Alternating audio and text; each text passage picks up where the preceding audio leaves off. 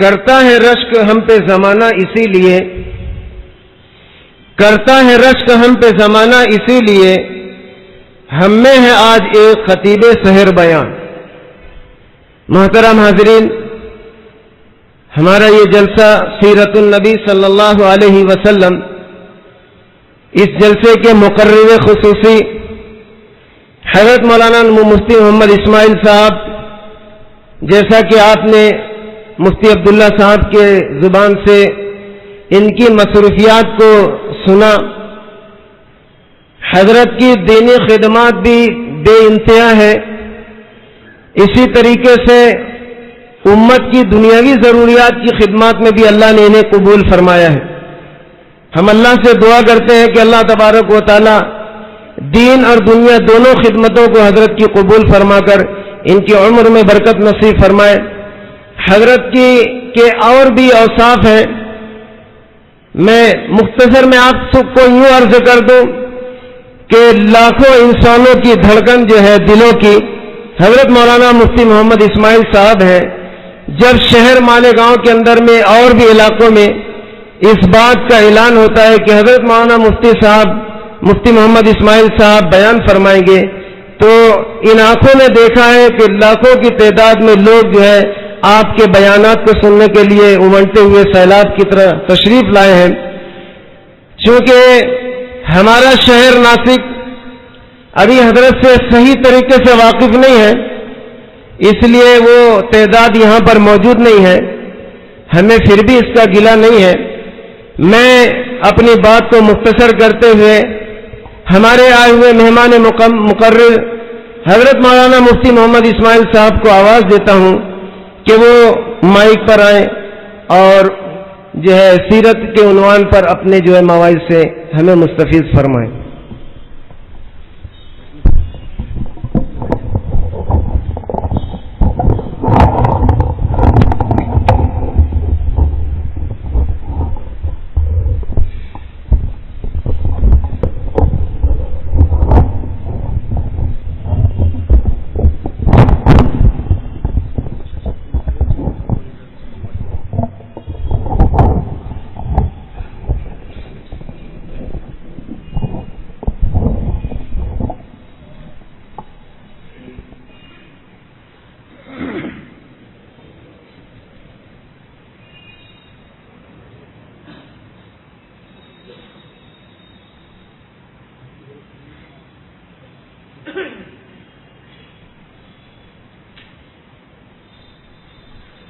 بسم اللہ الرحمن الرحیم، نحمده ونصلی علی رسولہ الکریم، اما بعد۔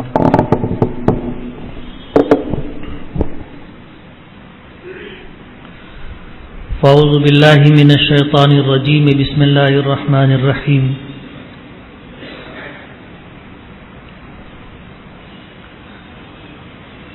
ربنا وابعث فیہم رسولا منہم یتلو علیہم آیاتک ویعلمہم الکتاب والحکمہ ویزکی انک انت العزیز الحکیم۔ وقال النبی صلی اللہ علیہ وسلم بعثت لأتمم مکارم الاخلاق، صدق اللہ العظیم وصدق رسولہ النبی الکریم۔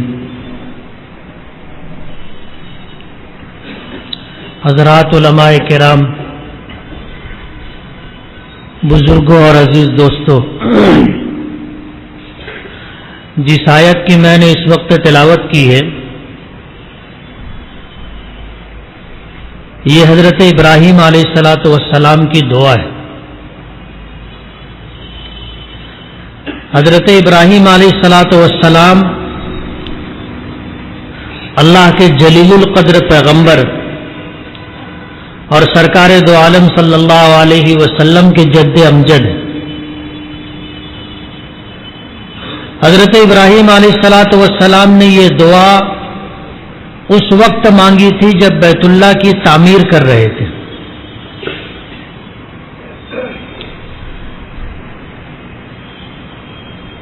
قرآن کریم میں آتا ہے وَإِذْ يَرْفَعُ إِبْرَاهِيمُ الْقَوَاعِدَ مِنَ الْبَيْتِ وَإِسْمَاعِيلُ رَبَّنَا تَقَبَّلْ مِنَّا إِنَّكَ أَنْتَ السَّمِيعُ الْعَلِيمُ۔ اللہ پاک فرماتے ہیں کہ اس وقت کو یاد کرو جب حضرت ابراہیم علیہ الصلوۃ والسلام بیت اللہ کی دیواریں اونچی فرما رہے تھے، تو اللہ سے یہ دعا کی تھی، ربنا، اے ہمارے پروردگار، تقبل منا، ہم سے یہ نیکی قبول فرما لے، انک انت السمیع العلیم، بے شک آپ سننے والے اور جاننے والے، وارنا مناسکنا، اور ہمیں حج کرنے کا طریقہ سکھلا دے، وتب علینا، اور ہماری توبہ قبول فرما لے، یا اپنے رحمتوں کے ساتھ ہماری طرف متوجہ ہو جائے، بے شک آپ توبہ کے قبول کرنے والے اور بہت مہربان۔ اس کے بعد یہ دعا مانگی تھی جس کی میں نے پہلے تلاوت کی تھی کہ ربنا وابعث فیہم، کہ اے ہمارے پروردگار، وابعث فیہم رسولا منہم، لوگوں میں انہی میں سے ایک رسول بھیج جو تیرے بندوں پر تیری آیتوں کی تلاوت کرے، انہیں کتاب و حکمت کی تعلیم دے، ان کا تزکیہ کرے، بے شک آپ غالب اور حکمت والے۔ مفسرین نے لکھا ہے کہ جب کسی شخص کی یہ خواہش ہو کہ اللہ تعالیٰ میری دعا قبول فرمائے، میری دعائیں اللہ کی بارگاہ میں شرف قبولیت پاتی رہیں، تو اسے چاہیے کہ دعا کرنا ہو تو دعا کرنے سے پہلے کوئی نیکی کرے،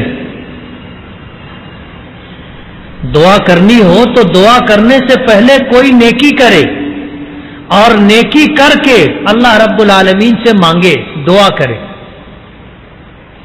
اس آیت کی تفسیر میں علماء نے لکھا ہے کہ حضرت ابراہیم علیہ الصلوۃ والسلام نے جس وقت بیت اللہ کی تعمیر کی، دیواریں اٹھا رہے تھے، تو یہ دعا کی تھی کہ اللہ یہ نیکی ہم سے قبول فرما لے،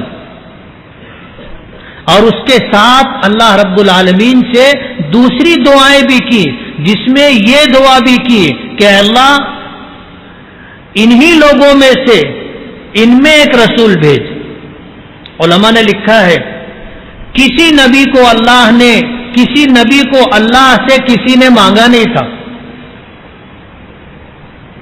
کسی نبی کو اللہ سے کسی نے مانگا نہیں تھا، حالات اور زمانے کے اعتبار سے جب ضرورت محسوس ہوئی اللہ پاک نے اپنے نبیوں میں سے کسی نبی کو مبعوث فرمایا، اور یہ سلسلہ چلتا رہا تا آ کے یہ سلسلہ آ کر سرکار دو عالم صلی اللہ علیہ وسلم پر ختم ہوا۔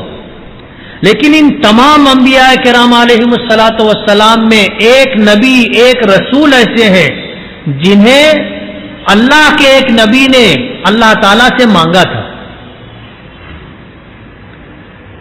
آپ پوری کائنات کی مراد ہیں۔ حدیث کی کتابوں میں آتا ہے کہ اگر سرکار دو عالم صلی اللہ علیہ وسلم کو پیدا کرنا مبعوث کرنا اللہ کو منظور نہ ہوتا تو اللہ پاک یہ کائنات بھی پیدا نہ فرماتے۔ گویا پوری کائنات سرکار دو عالم صلی اللہ علیہ وسلم کے وجود کا صدقہ ہے۔ کسی نے کہا ہے نا کہ محمد نہ ہوتے تو کچھ بھی نہ ہوتا۔ یہ پوری کائنات اللہ پاک نے اپنے محبوب کے صدقے میں پیدا فرمائی، لیکن اللہ کے اس برگزیدہ نبی اور اللہ کے اس برگزیدہ پیغمبر کو حضرت ابراہیم علیہ الصلاۃ والسلام نے اللہ سے مانگا تھا۔ آپ پوری کائنات کی مراد ہے، اور حضرت ابراہیم علیہ الصلاۃ والسلام کو اللہ پاک نے یہ نعمت یوں ہی نہیں دے دی تھی۔ حضرت ابراہیم علیہ الصلاۃ والسلام کے متعلق آتا ہے کہ اللہ پاک نے ان کے امتحانات لیے، اور بار بار اللہ نے ان کا امتحان لیا، بار بار امتحان لیا۔ سب سے پہلا امتحان اللہ پاک نے اس طرح لیا کہ حضرت ابراہیم علیہ الصلاۃ والسلام کو ایسے گھر میں پیدا فرمایا جو گھرانہ بتوں کی پوجا ہی نہیں بلکہ بت بنانے کا پیشہ اختیار کیے ہوئے تھا. حضرت ابراہیم علیہ الصلوۃ والسلام کے والد، ان کے خاندان کے دیگر لوگ بت بناتے تھے، بت بنا کر کے فروخت کیا کرتے تھے. ایسے گھرانے میں اللہ پاک نے حضرت ابراہیم علیہ الصلوۃ والسلام کو پیدا فرمایا تھا. اور ماحول سے آدمی متاثر ہوتا ہے، ماحول سے آدمی متاثر ہوتا ہے، متاثر ہوئے بغیر نہیں رہ سکتا. اسی لیے حضور پاک صلی اللہ علیہ وسلم کا ارشاد مبارک ہے کہ اگر کسی شخص کے بارے میں تحقیق کرنا ہو، معلوم کرنا ہو کہ یہ شخص کیسا ہے، تو تحقیق کرنے میں یہ دیکھو کہ یہ کیسے لوگوں میں رہتا ہے، اس کا حلقہ احباب کیسا ہے. کسی کو اگر دیکھنا ہو تو اس کو مت دیکھو، اس کے دوستوں کو دیکھ لو. کسی کے بارے میں تحقیق کرنی ہو تو اس کے دوستوں کو دیکھ لو. دوستوں کو دیکھ کر کے آپ کو اندازہ ہو جائے گا کہ جس شخص کے بارے میں ہم معلومات لینا چاہتے ہیں وہ شخص کیسا ہے. کسی نے کہا ہے نا کہ کند ہم جنس باہم جنس پرواز، کبوتر با کبوتر باز با باز. آدمی جیسا مزاج رکھتا ہے ویسے ہی لوگوں میں کھپتا ہے. امام صاحب شرابیوں کے ساتھ تو نہیں رہ سکتے، برابر ہے نا.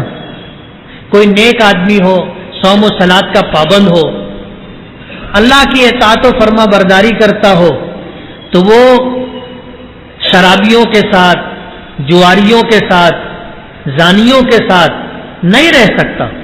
اس کا گزارا نہیں ان کے درمیان. اسی طرح جو لوگ اللہ کے نافرمان ہوتے ہیں وہ فرما برداروں میں نہیں رہ پاتے، ان میں کھپ نہیں پاتے، مزاج نہیں ملتا، ان کے ساتھ گزارا نہیں ہو سکتا. کتنے ایسے ہوتے ہیں جن کا دل مسجد میں آنے سے گھبراتا ہے.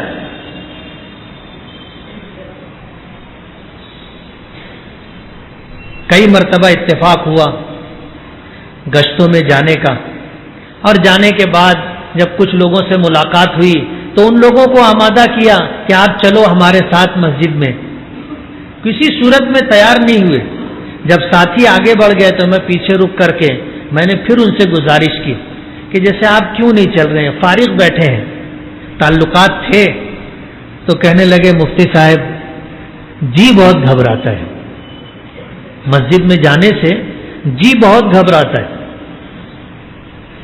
ماحول نہیں تھا، ایک دوسرے ماحول میں رہے ہوئے ہیں، اس ماحول سے نکل کر کے بالکل مخالف ماحول میں جانے سے جی گھبراتا ہے،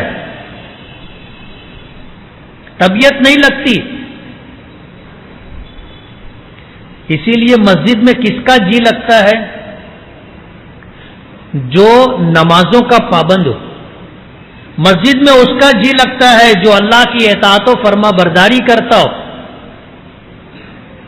اور جس کا دل مسجد میں نہیں لگتا، ظاہر بات ہے کہ اللہ سے تعلق نہیں، اللہ سے محبت نہیں، اس لیے اللہ کے گھر میں جی نہیں لگتا یا اللہ کے گھر میں آنے سے جی گھبراتا ہے. حضرت ابراہیم علیہ الصلوۃ والسلام جس گھرانے میں پیدا ہوئے تھے اس گھرانے کا ماحول ہی بت پرستی کا نہیں بلکہ بت بنانے کا تھا. وہ بت بنایا کرتے تھے، بت بنا کر کے بیچا کرتے تھے. ایسے گھرانے میں اللہ پاک نے انہیں پیدا کیا تھا. ظاہر بات ہے ایسے ماحول میں رہ کر کے توحید کی بات کرنا بہت مشکل ہے. آپ لوگوں کو تو تجربہ ہے ناسک کا ماحول کیسا ہے، اور اس ماحول میں آپ لوگوں کے لیے کام کرنا کتنا مشکل ہے. ماحول بہت مختلف ہے، اس لیے کام کرنا بھی مشکل ہے. حضرت ابراہیم علیہ الصلوۃ والسلام نے اپنی والدہ سے ایک مرتبہ پوچھا کہ اماں میرا رب کون ہے؟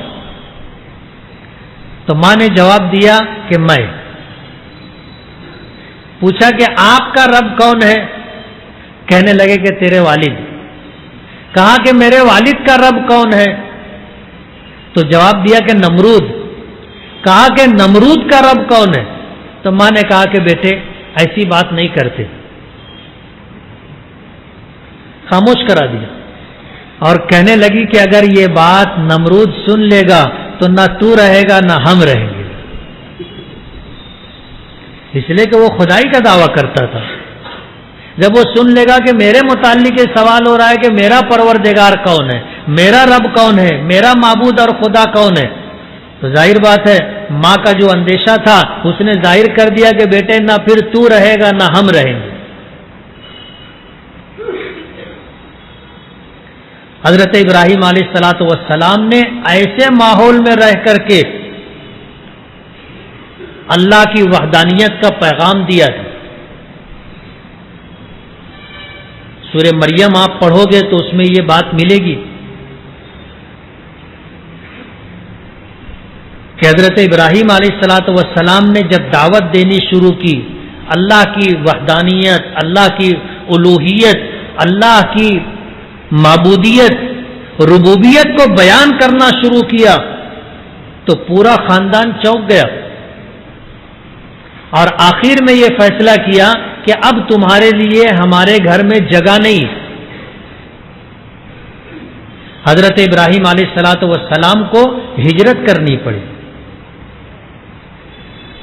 آپس کے لوگوں میں بات کر لینا تو کسی نہ کسی درجے میں ممکن بھی ہوتا ہے، کچھ رشتہ داری کا لحاظ کر لیتے، تعلقات کی بنیاد پر درگزر کر دیتے، نظر انداز کر دیتے، لیکن مخالف ماحول میں حق کی بات کرنا اور بھی مشکل ہو جاتا۔ اور مخالف کیسے؟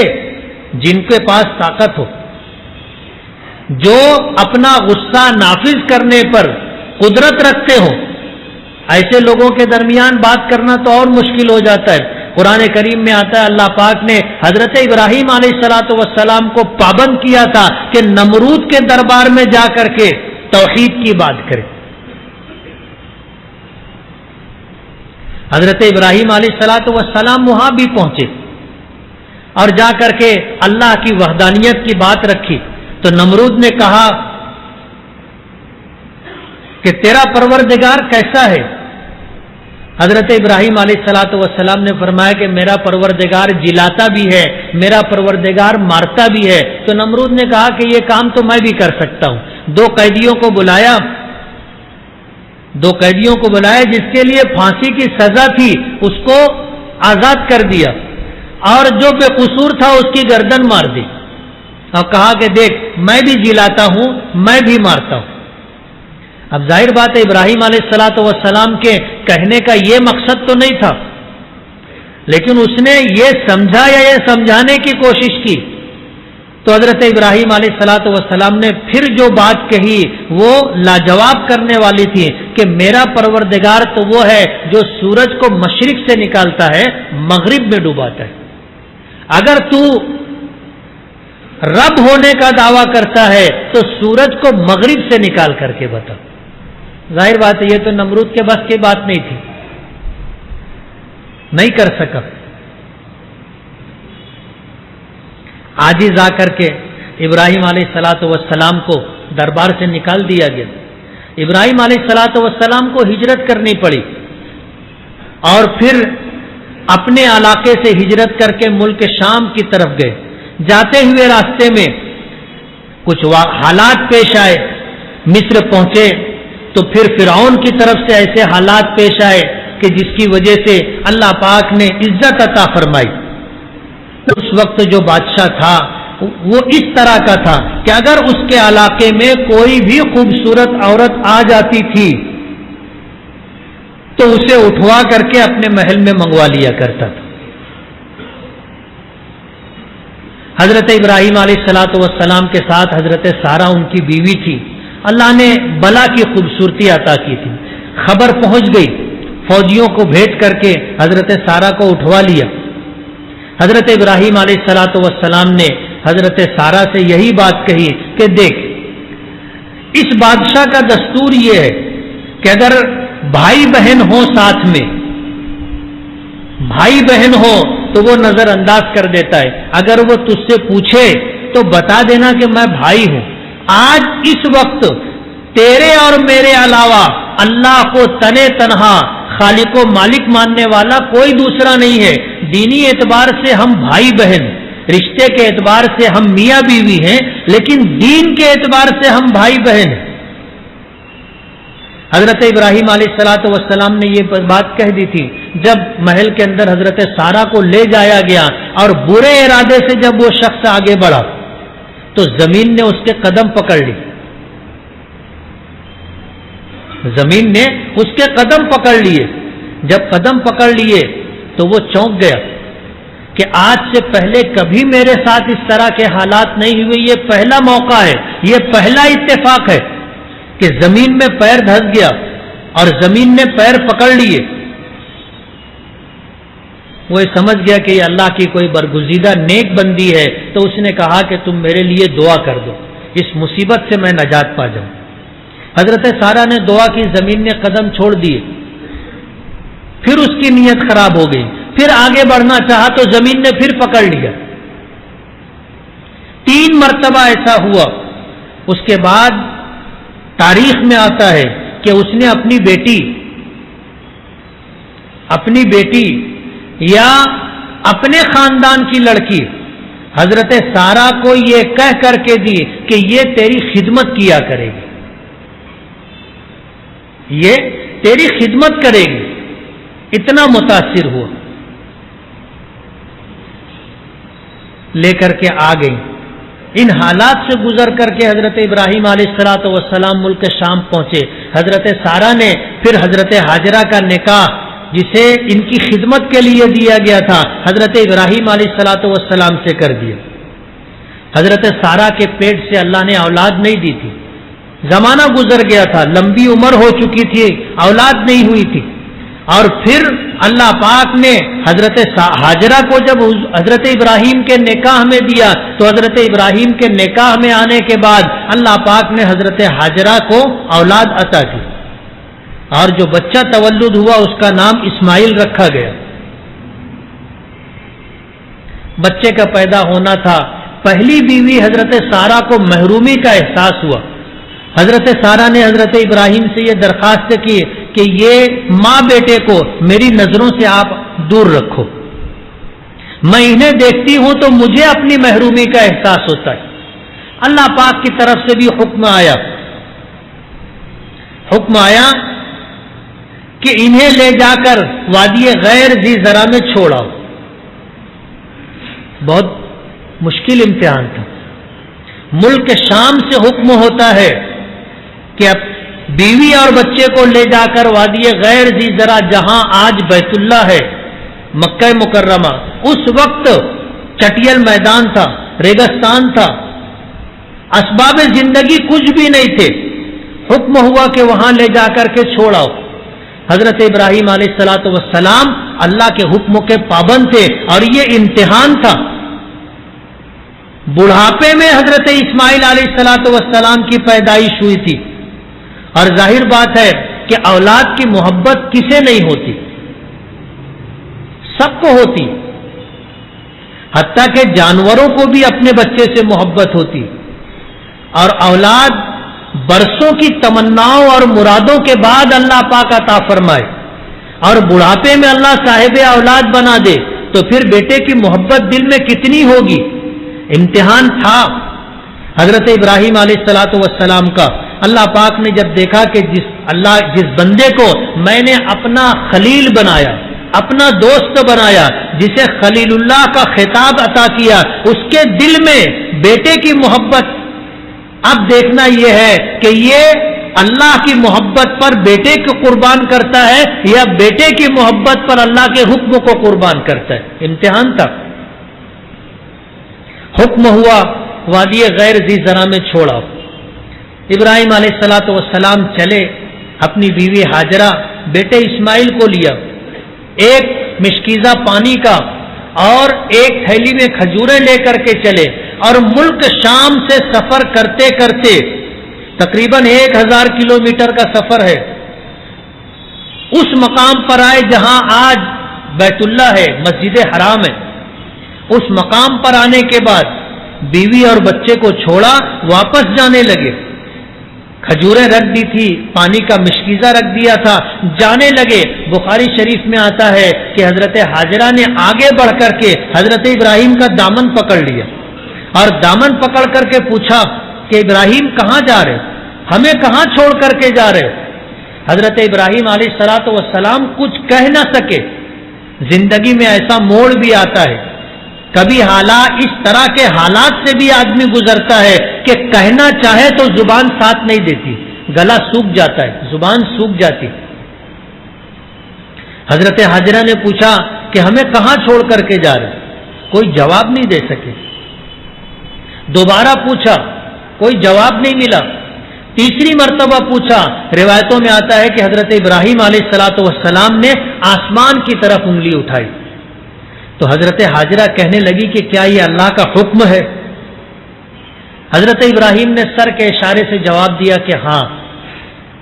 سرکار دو عالم صلی اللہ علیہ وسلم فرماتے ہیں کہ حضرت ابراہیم علیہ الصلوۃ والسلام کے جواب پر حضرت ہاجرہ نے جو بات کہی تھی وہ یہ، انہ لا یضیعنی، اگر یہ اللہ پاک کا حکم ہے تو اللہ پاک ہمیں ہرگز ہرگز ضائع نہیں فرمائے گا، ہرگز ہرگز ضائع نہیں فرمائے گا۔ اللہ کے اس بندی کا اللہ کی ذات پر ایمان کہ پالنے والا اللہ ہے، پالنے والا اللہ ہے، کہنے لگے اذا لا یضیعنی، تب تو اللہ پاک ہمیں ضائع نہیں فرمائے گا۔ حضرت ابراہیم کو جانے دیا۔ تنے تنہا ایک ایسی عورت، ہمیں دودھ پیتا بچہ، اور ایسے مقام پر چھوڑ کر جایا جا رہا ہے جہاں زندگی گزارنے کا کوئی سہارا نہیں، سر پر چھت نہیں، سر پر چھت نہیں، زندگی گزارنے کے لیے کوئی سہارا نہیں، جو کچھ ہے بس یہ ایک مشکیزہ پانی اور ایک تھیلی بھر کر کھجوریں۔ تنے تنہا۔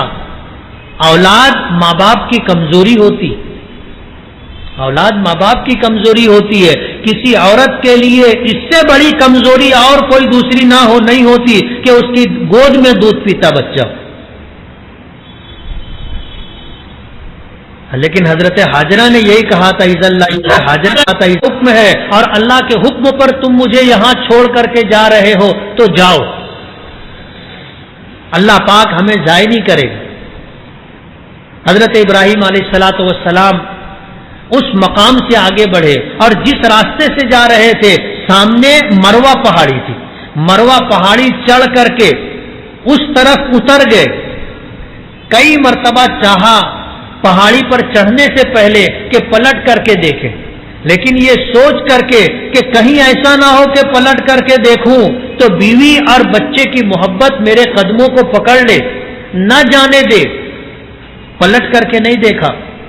جب مروہ پہاڑی چڑھ کر کے دوسری طرف اتر گئے تو رک کر کے پھر وہاں پلٹ کر کے دیکھا تو ظاہر بات ہے بیچ میں پہاڑ تھا، ایک طرف حضرت ابراہیم تھے اور پہاڑ کی دوسری طرف بیوی اور بچے، نظر تو نہیں آئی، لیکن وہاں حضرت ابراہیم علیہ الصلوۃ والسلام نے لمبی دعا کی جس کا لمبی پاک میں ہے۔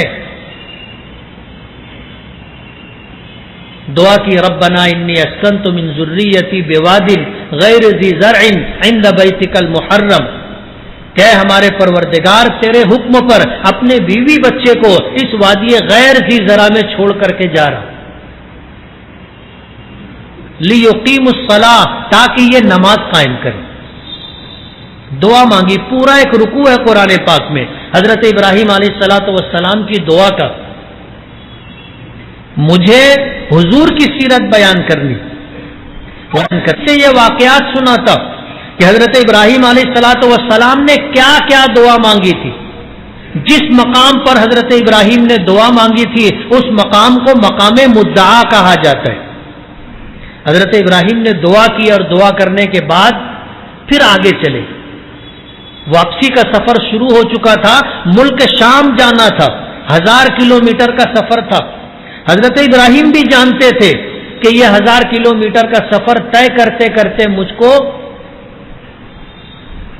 کئی ہفتے لگ جائیں گے، اور جب میں وہاں پہنچوں گا تو بیوی اور بچے کے پاس جو ایک مشکیزہ پانی کا اور ایک تھیلی کھجور کی بھی ہے یہ ختم ہو چکا ہوگا، پھر ان کے لیے جینے کے لیے نہ پانی ہوگا نہ کھانے کا کوئی سہارا ہوگا۔ حضرت ابراہیم بھی جانتے تھے، سمجھتے تھے، لیکن اللہ کا حکم تھا، اور اتنے بڑے امتحان سے حضرت ابراہیم علیہ الصلوۃ والسلام گزر رہے تھے، بیوی بچے کو چھوڑا، دعا کی اور آگے بڑھے۔ کچھ آگے جانے کے بعد اللہ پاک کی طرف سے بشارت آئی کہ ابراہیم ہم نے تمہاری دعا قبول کر لی،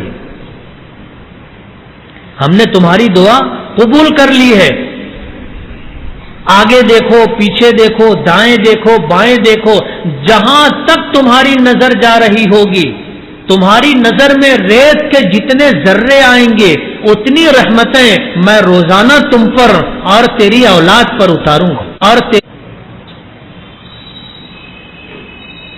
یہی وہ واقعہ ہے جس واقعے کی طرف سرکار دو عالم صلی اللہ علیہ وسلم نے اشارہ فرمایا کہ جب درود پڑھو تو اس طرح اللہم صلی علی محمد وعلی آل محمد کما صلیت علی ابراہیم وعلی آل ابراہیم انک حمید مجید، کہ اللہ رحمت نازل فرما محمد صلی اللہ علیہ وسلم پر اور آپ کی آل پر جس طرح آپ نے رحمتیں حضرت ابراہیم پر اور آل ابراہیم پر نازل کی تھی۔ اسی واقعے کی طرف اشارہ ہے کہ جب حضرت ابراہیم اتنی بڑی قربانی دے کر کے جا رہے تھے تو اللہ پاک نے دعا قبول فرمائی، تو یہ بشارت بھی دی کہ جہاں تک چاروں طرف تمہاری نظر جائے گی وہاں تک ریت کے جتنے ذرے ہوں گے اتنی رحمتیں روزانہ میں ابراہیم تجھ پر اور تیری اولاد پر اتاروں گا۔ سفر کر کے واپس ملک شام چلے گئے۔ ادھر جو ہونا تھا وہ تو ہوا کہ یہ ایک مشکیزہ پانی اور ایک تھیلی کھجور کتنے دن تک کام آتی۔ ایک وقت آیا کہ اب ماں کے پیٹ میں کچھ نہیں ہے، کھجوریں ختم ہو گئی، پانی ختم ہو گیا، ماں بھوکی ہے، ماں پیاسی ہے، اور گود میں دودھ پیتا بچہ ہے۔ اور دنیا جانتی ہے کہ جب ماں بھوکی ہو، ماں پیاسی ہو تو اس کی چھاتی میں دودھ نہیں ہوتا۔ اب ماں بھی بھوک پیاس سے تڑپ رہی ہے اور بچہ بھی بھوک پیاس سے تڑپ رہا ہے۔ حضرت ہاجرہ نے جب بچے کی تڑپ دیکھی تو مامتا کے جذبے سے مجبور ہو گئی، بھاگ کر کے صفا پہاڑی پر گئی، اوپر چڑھی، دور دور تک دیکھا کہیں پانی نظر آ جائے، کہیں کوئی کھانے کی چیز نظر آ جائے، کوئی قافلہ، کوئی بستی نظر آ جائے۔ صفا پہاڑی پر گئی، دودھ چاروں طرف دیکھا، کچھ نظر نہیں آیا، وہاں سے نیچے اتری، اور جب دونوں پہاڑی کے درمیان جو گہرائی کا حصہ ہوتا ہے وہاں پہنچی تو اسماعیل نظر نہیں آ رہے تھے جہاں ان کو لٹا کر کے آئی تھی۔ وہاں سے بھاگنا شروع کیا تو وہاں تک بھاگی جہاں تک اسماعیل نظر نہیں آئے، بچہ نظر نہیں آیا۔ پھر وہاں سے چلتے چلتے مروا پہاڑی پر گئے، 7 چکر لگائے۔ کتنے چکر؟ 7 چکر لگائے، اور پھر یہ دیکھا کہ وہاں کوئی شخص کھڑا ہے۔ ایک عورت کسی اجنبی مرد کو تنہائی کے اندر دیکھ لے ایک عزت دار عورت کے لیے بہت کٹھن مرحلہ ہوتا ہے۔ دیکھا کہ بچے کے پاس کوئی کھڑا ہے، آئی۔ روایتوں میں آتا ہے کہ اگر تو اللہ سے ڈرتا ہوگا، اگر تو اللہ سے ڈرتا ہوگا تو دور رہے۔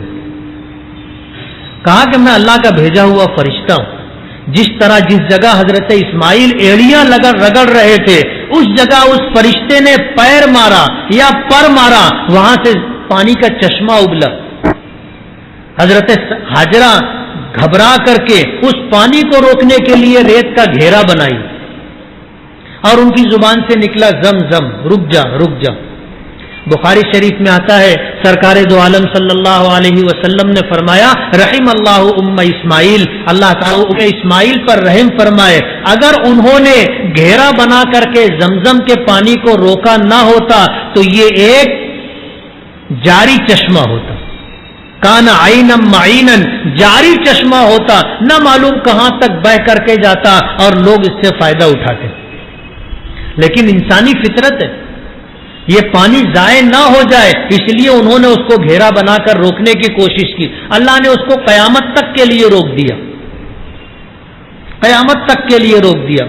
آج وہ پانی کا چشمہ روزانہ 30 لاکھ لوگوں کو پانی مہیا کرتا ہے. 30 لاکھ لوگ وہاں سے پانی لیتے ہیں.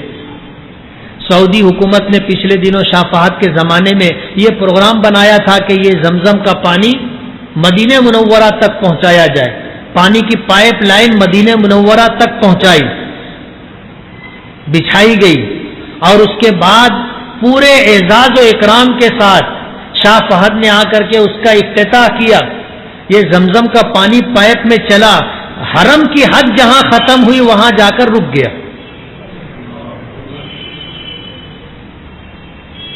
جہاں حرم کی حد ختم ہوتی تھی پانی جا کر کے وہاں رک گیا. پوری کوشش کر لی، لیکن زمزم کا پانی اس طرح پائپ کے ذریعے سے چل کر کے حدود حرم کے باہر نہیں گیا.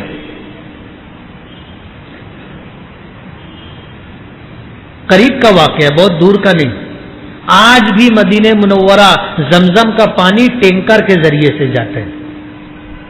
پائپ لائن ڈالی گئی لیکن زمزم پائپ لائن سے نہیں گیا. حضرت ابراہیم علیہ الصلوۃ والسلام ملک شام واپس گئے. ایک باپ کے دل میں اولاد کی جو محبت تھی، ظاہر بات ہے وہ تو اپنی جگہ تھی، اور ایسے حالات میں محبت اور بڑھ جاتی ہے جب جدائی ہو، دوری ہو. حضرت ابراہیم علیہ الصلوۃ والسلام تڑپتے رہے اولاد کے لیے، لیکن مکہ اللہ کی اجازت کے بغیر نہیں آ سکتے. ایک وقت آیا، اللہ پاک سے اجازت مانگی، اللہ نے اجازت دے دی. آئے مکہ مکرمہ، حضرت اسماعیل کو دیکھا تو ظاہر بات ہے دیکھ کے محبت اور بڑھ گئی. واپس ملک شام گئے، وہاں جا کر کے خواب دیکھا کہ اپنے بیٹے اسماعیل کو اپنے ہاتھ سے ذبح کر رہا ہوں. صبح ہوئی 100 اونٹ قربان کیے. صبح ہوئی 100 اونٹ قربان کیے. دوسری رات پھر خواب دیکھا، پھر صبح 100 اونٹ قربان کیے. تیسری رات پھر خواب دیکھا، پھر 100 اونٹ قربان کیے. لیکن اس بات کا یقین ہو گیا کہ اللہ پاک اسماعیل کی قربانی چاہتے. بیٹے کو جیتا جاگتا، بھاگتا دوڑتا دیکھ کر کے باپ کے دل میں جو محبت پھر سے ابھر کر کے آئی تھی، اللہ نے امتحان لیا کہ اب اپنے بیٹے کو اپنے ہاتھ سے قربان کرنا ہے. انبیاء کرام علیہم الصلوۃ والسلام کا خواب وحی کا حکم رکھتا ہے. آئے، بیٹے کو لیا اور مینا کے میدان میں پہنچے. ایک پہاڑ کے اتار پر حضرت ابراہیم علیہ الصلوۃ والسلام نے اپنے بیٹے اسماعیل کو لٹایا.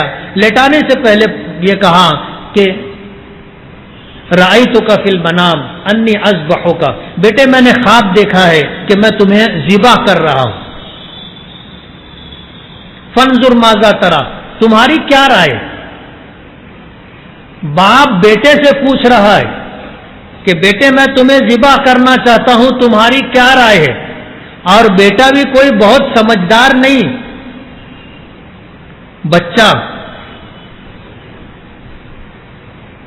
حضرت اسماعیل علیہ الصلوۃ والسلام نے جواب دیا کہ یا ابت افعل ما تؤمر، کہ والد گرامی اللہ نے آپ کو جس بات کا حکم دیا ہے آپ کر گزریے.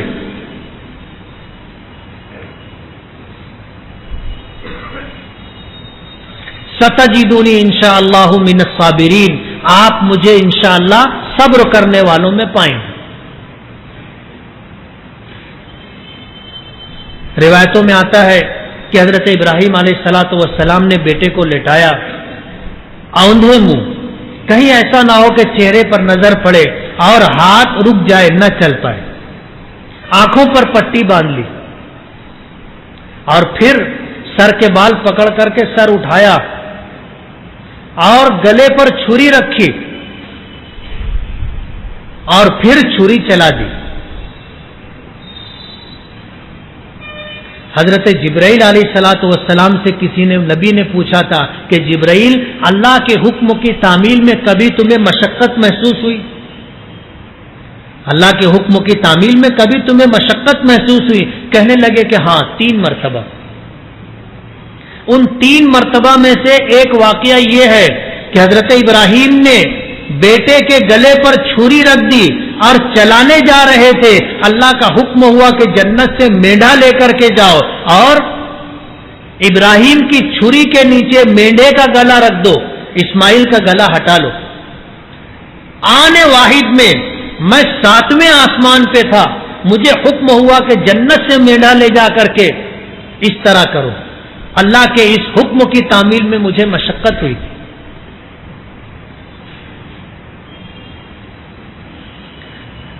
حضرت ابراہیم کو پتہ نہیں تھا، آنکھوں پر پٹی بندھی تھی، چھری گلے پر رکھی تھی، چلا دی. جب گرم گرم خون ہاتھ اور پیر میں لگے تو ظاہر بات ہے اس بات کا 100% یقین ہو گیا کہ بیٹا قربان ہو گیا. آنکھوں سے پٹی ہٹائی، دیکھا کہ مینڈھا ذبح ہوا ہے اور جبرائیل کھڑے ہیں اور بیٹا صحیح سلامت ہے. حضرت جبرائیل نے کہا کہ ابراہیم قد صدقت الرؤیا، آپ نے اپنا خواب سچ کر دکھایا. ان ھذا لہو البلاء المبین، یہ بہت سخت امتحان تھا. آسمان نے کبھی ایسا منظر نہیں دیکھا ہوگا. جس مقام پر حضرت ابراہیم نے بیٹے کی قربانی دینے کے لیے اسماعیل کو لٹایا تھا، آج وہاں پر ایک نشان، ایک علامت بنی ہوئی ہے مینا کے میدان.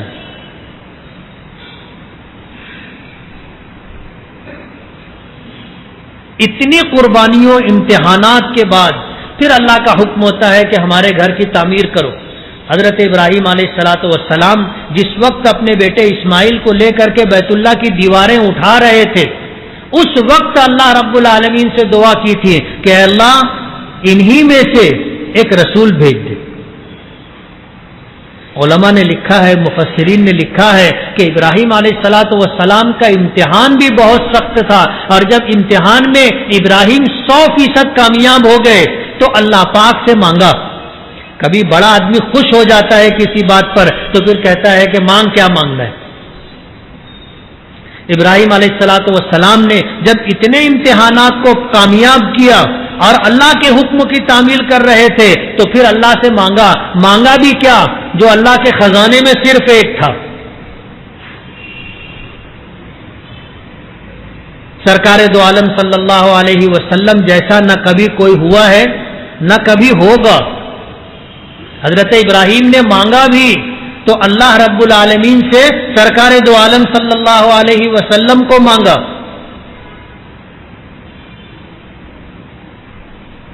امتحانات بہت سخت تھے تو اللہ نے انعام بھی بہت بڑا دیا.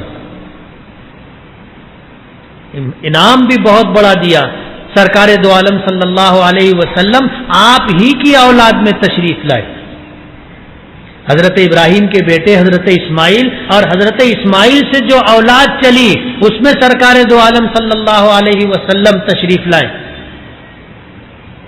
آپ کا خاندان قریش، یہی وہ سلسلہ تھا جو حضرت ابراہیم کی اولاد در اولاد، اولاد در اولاد چلتا ہوا یہاں تک پہنچا تھا. اور آپ کے والد گرامی حضرت عبداللہ، اللہ نے بڑی خوبصورتی عطا کی تھی. اور مکے کے حالات کیسے تھے دنیا جانتی. ان حالات کو تاریخ میں زمانے جاہلیت سے یاد کیا جاتا ہے. اس سے پہلے کے کسی زمانے کو زمانے جاہلیت اور اس کے بعد کے کسی زمانے کو زمانے جاہلیت نہیں کہا گیا، لیکن اس زمانے کو زمانے جاہلیت کہا گیا. کیوں؟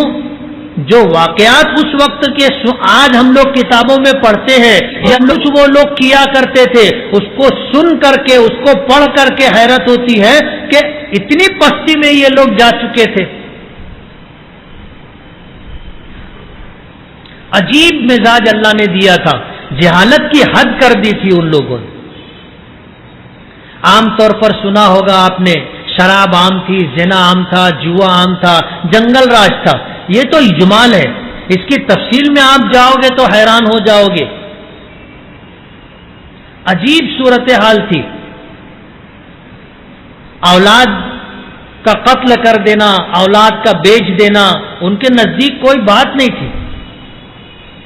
ابو داؤد شریف کی روایت میں آتا ہے زمانے جاہلیت میں ہوتا اس طرح تھا کہ کوئی شخص سفر میں ہے، اس کا چپل ٹوٹ گیا، اس کی جوتی ٹوٹ گئی، اس کو کسی چیز کی ضرورت پڑ گئی تو وہ کہا کرتا تھا جو مجھے جوتی دے دے گا، جو مجھے چپل دے دے گا، تو میرے یہاں جو بچی پیدا ہوگی میں اسے اس جوتی اور چپل کے بدلے میں دے دوں گا. ابو داؤد شریف میں آتا ہے، یعنی ایک جوتی یا چپل پر اپنی معصوم لڑکی چپل جوتا دینے والوں کے حوالے. چپل اتنی بے قیمت تھی اولاد. شوہر کا انتقال ہو جائے تو زمانہ جاہلیت کا دستور یہ تھا کہ عورت کو 1 سال تک عدت گزارنی پڑتی تھی، اور اس طرح کہ اسے بستی کے باہر نکال کر کے جہاں کوڑا کرکٹ ڈالا جاتا ہے وہاں پر ایک جھوپڑی بنا کر کے اس کو وہاں رکھ دیا کرتے تھے. وہ عورت سال بھر تنہا وہاں رہتی تھی. اسے کھانے اور پینے کے علاوہ کوئی سامان نہیں دیا جاتا تھا. پینے کے لیے پانی دیتے تھے، استنجا کے لیے، غسل کے لیے پانی نہیں ملتا تھا اسے. 1 سال عورت اس طرح گزارتی تھی. جب سال پورا ہوتا تھا تو اسے گدھے پر بٹھاتے تھے اور اس کے ہاتھ میں، اس کی گود میں اونٹنی کی مینگنی کی تھیلی رکھ دیا کرتے تھے اور اسے گلی گلی بستی میں گھمایا کرتے تھے. وہ مینگنی اٹھا کر لوگوں پر مارا کرتی تھی. یہ علامت ہوا کرتی تھی کہ اس عورت کی عدت پوری ہو گئی. 1 سال تک اس عورت کو عدت کا اس طرح زمانہ گزارنا پڑتا تھا. پانی کی ضرورت ہوتی تھی، بارش نہیں ہوتی تھی تو جانوروں کو پکڑ کر کے ان کی دم میں گھاس پھوس باندھتے تھے اور اس میں آگ لگا دیتے تھے. اب جانور جب اس کے پیچھے آگ اس طرح لگائی جائے تو وہ بیچارہ بے بس بے کس جانور بھاگتا تھا. اللہ کو رحم آتا تھا، اللہ پاک پانی برسا کر کے اس آگ کو بجھایا کرتے تھے.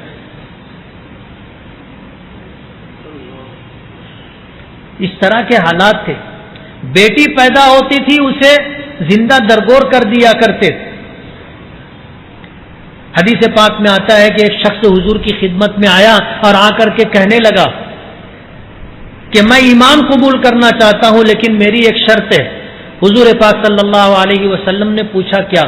کہنے لگا کہ مجھ سے پیچھے ماضی میں ایک ایسا گناہ ہو گیا ہے کہ جب رات ہوتی ہے تو مجھے نیند نہیں آتی اور جب میں تنہا ہوتا ہوں تو میرا چین رخصت ہو جاتا ہے.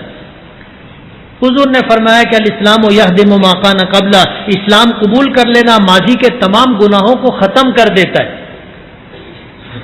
اسلام قبول کر لینا ماضی کے تمام گناہوں کو ختم کر دیتا ہے. تو اسلام قبول کر لے گا، ماضی میں تجھ سے جو بھی کوتاہی، جو بھی خطا ہو گئی معاف ہو جائے گی. لیکن دل پر بوجھ تھا. کہنے لگے کہ نہیں، آپ مجھ سے سن لیں مجھ سے کیا خطا ہوئی تھی. حضور نے فرمایا کہ سناؤ. کہنے لگا کہ میرے گھر میں امید تھی اور میں سفر پہ جا رہا تھا، لمبا سفر تھا، تو میں بیوی کو یہ کہہ کر کے گیا کہ بیٹی پیدا ہوگی تو اسے زندہ دفن کر دینا. میں سفر پر چلا گیا. جب میں سفر سے واپس آیا، آنے کے بعد جب تنہائی ہوئی تو میں نے بیوی سے پوچھا کیا ہوا تھا.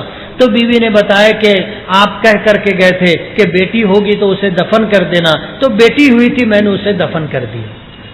بات آئی گئی ہو گئی. کچھ دنوں کے بعد ہمارے گھر میں پڑوس سے ایک بچی آنے لگی. اس کا آنا ہمیں بہت اچھا لگتا تھا. بڑی خوبصورت بچی تھی، بڑی پیاری پیاری باتیں کرتی تھی اور مجھے اتنی انسیت اور محبت ہو گئی کہ اب مجھے اس کے بغیر اچھا نہیں لگتا تھا. میں اس کا انتظار کرتا تھا اور اس کا جانا مجھے گراں گزرتا تھا. ایک مرتبہ میں نے اپنی بیوی سے کہا کہ ہمارے یہاں بھی ایک بچی پیدا ہوئی تھی، کاش وہ زندہ ہوتی، وہ بھی ایسی ہی ہوتی. بیوی نے شوہر کا چہرہ دیکھا، کوئی جواب نہیں دیا، لیکن اس کو یہ گمان ہوا کہ شاید پتھر پسید گیا. بچی آتی رہی جاتی رہی، اور شوہر وقتاً فوقتاً اپنی بیوی سے اس بات کا تذکرہ کرتا رہا کہ ہماری بھی ایک بیٹی تھی، کاش وہ زندہ ہوتی، اسے دفن نہ کیا گیا ہوتا تو آج وہ بھی ایسی ہی ہوتی۔ جب بار بار اس کا تذکرہ ہوتا رہا تو بیوی نے ایک دن ہمت کر کے اپنے شوہر سے یہ کہا کہ یہ جو پڑوس کی بچی اپنے گھر آتی ہے وہ پڑوسیوں کی نہیں ہے، وہ اپنی بچی ہے، میں نے اسے دفن نہیں کیا تھا، میں نے پڑوس کو دے دیا تھا، پڑوسن کو، کہ تو اس کی پرورش کر دے، تو یہ اپنی بچی۔ وہ شخص کہنے لگا کہ اللہ کے رسول، جب میں نے سنا کہ یہ وہی لڑکی ہے تو پھر وہی زمانے جاہلیت والی عصبیت بیدار ہو گئی اور میں نے یہ طے کر لیا کہ اس کو دفن کر دینا۔ وہ بچی کو میں ایک دن لیا، جنگل میں گیا، میں نے گڑھا کھودا، اور گڑھا کھود کر کے وہ بچی مجھ سے پوچھتی تھی کہ چچا تم کیوں گڑھا کھود رہے؟ وہ اپنے دوپٹے سے میرا پسینہ پوچھتی تھی، میں گڑھا کھودتا رہا، وہ پوچھتی رہی تو میں نے اس سے کہا کہ یہ میں نے تیرے لیے کھودا ہے۔ تو وہ بچی کہنے لگی کہ میں نے کیا گناہ کیا ہے جو میرے لیے تم نے گڑھا کھودا؟ جب گڑھا اتنا گہرا ہو گیا کہ اس میں اس بچی کو دفن کیا جا سکے تو اسے پکڑا، گھڑے میں ڈالا، پیروں سے دبایا اور مٹی ڈالنا میں نے شروع کی۔ تو وہ بچی روتی رہی، چیختی رہی، لیکن مجھ کو رحم نہیں آیا، مجھ کو رحم نہیں آیا، میں نے اسے زندہ دفن کر دیا۔ لیکن وہ دن ہے اور آج کا دن، اس کی چیخیں میرے کانوں میں گونجتی، اور جب رات کی تنہائی ہوتی ہے تو میں سو نہیں پاتا، وہ پورا منظر میری نگاہوں کے سامنے آ جاتا ہے۔ اللہ کے رسول، مجھ سے یہ گناہ ہوا تھا، اگر میں اسلام قبول کر لوں تو کیا میرا یہ گناہ معاف ہو جائے گا؟ حضور پاک صلی اللہ علیہ وسلم کی آنکھوں میں آنسو تھے۔ آپ نے جواب یہ دیا کہ اسلام قبول کر لینا ماضی کے تمام گناہوں کو ختم کر دیتا ہے، یہ گناہ بھی تمہارا ختم ہو جائے گا، لیکن آج کے بعد تم میری نگاہوں کے سامنے مت آنا۔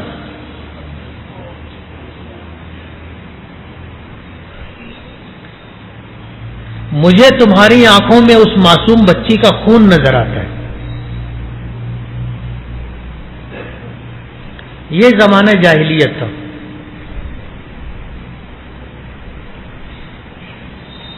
حد یہ تھی، یمن کے رہنے والے ایک مرد عورت کے آپس کے ناجائز کے تعلقات تھے، حج کرنے کے لیے آئے، اسی زمانے کی بات ہے، بیت اللہ کے اندر انہوں نے زنا کیا، اللہ کا عذاب آیا، دونوں پتھر کے بن گئے۔ تاریخ میں آتا ہے ایک کا نام اساف تھا، عورت کا نام نائلہ تھا۔ جب وہ پتھر کے ہو گئے تو انہیں نکال کر کے کعبے کے دروازے پر ایک طرف ایک رکھ دیا گیا، ایک دوسری طرف دوسرے کو، اور عرب کے لوگ ان کی پوجا کرنے لگے۔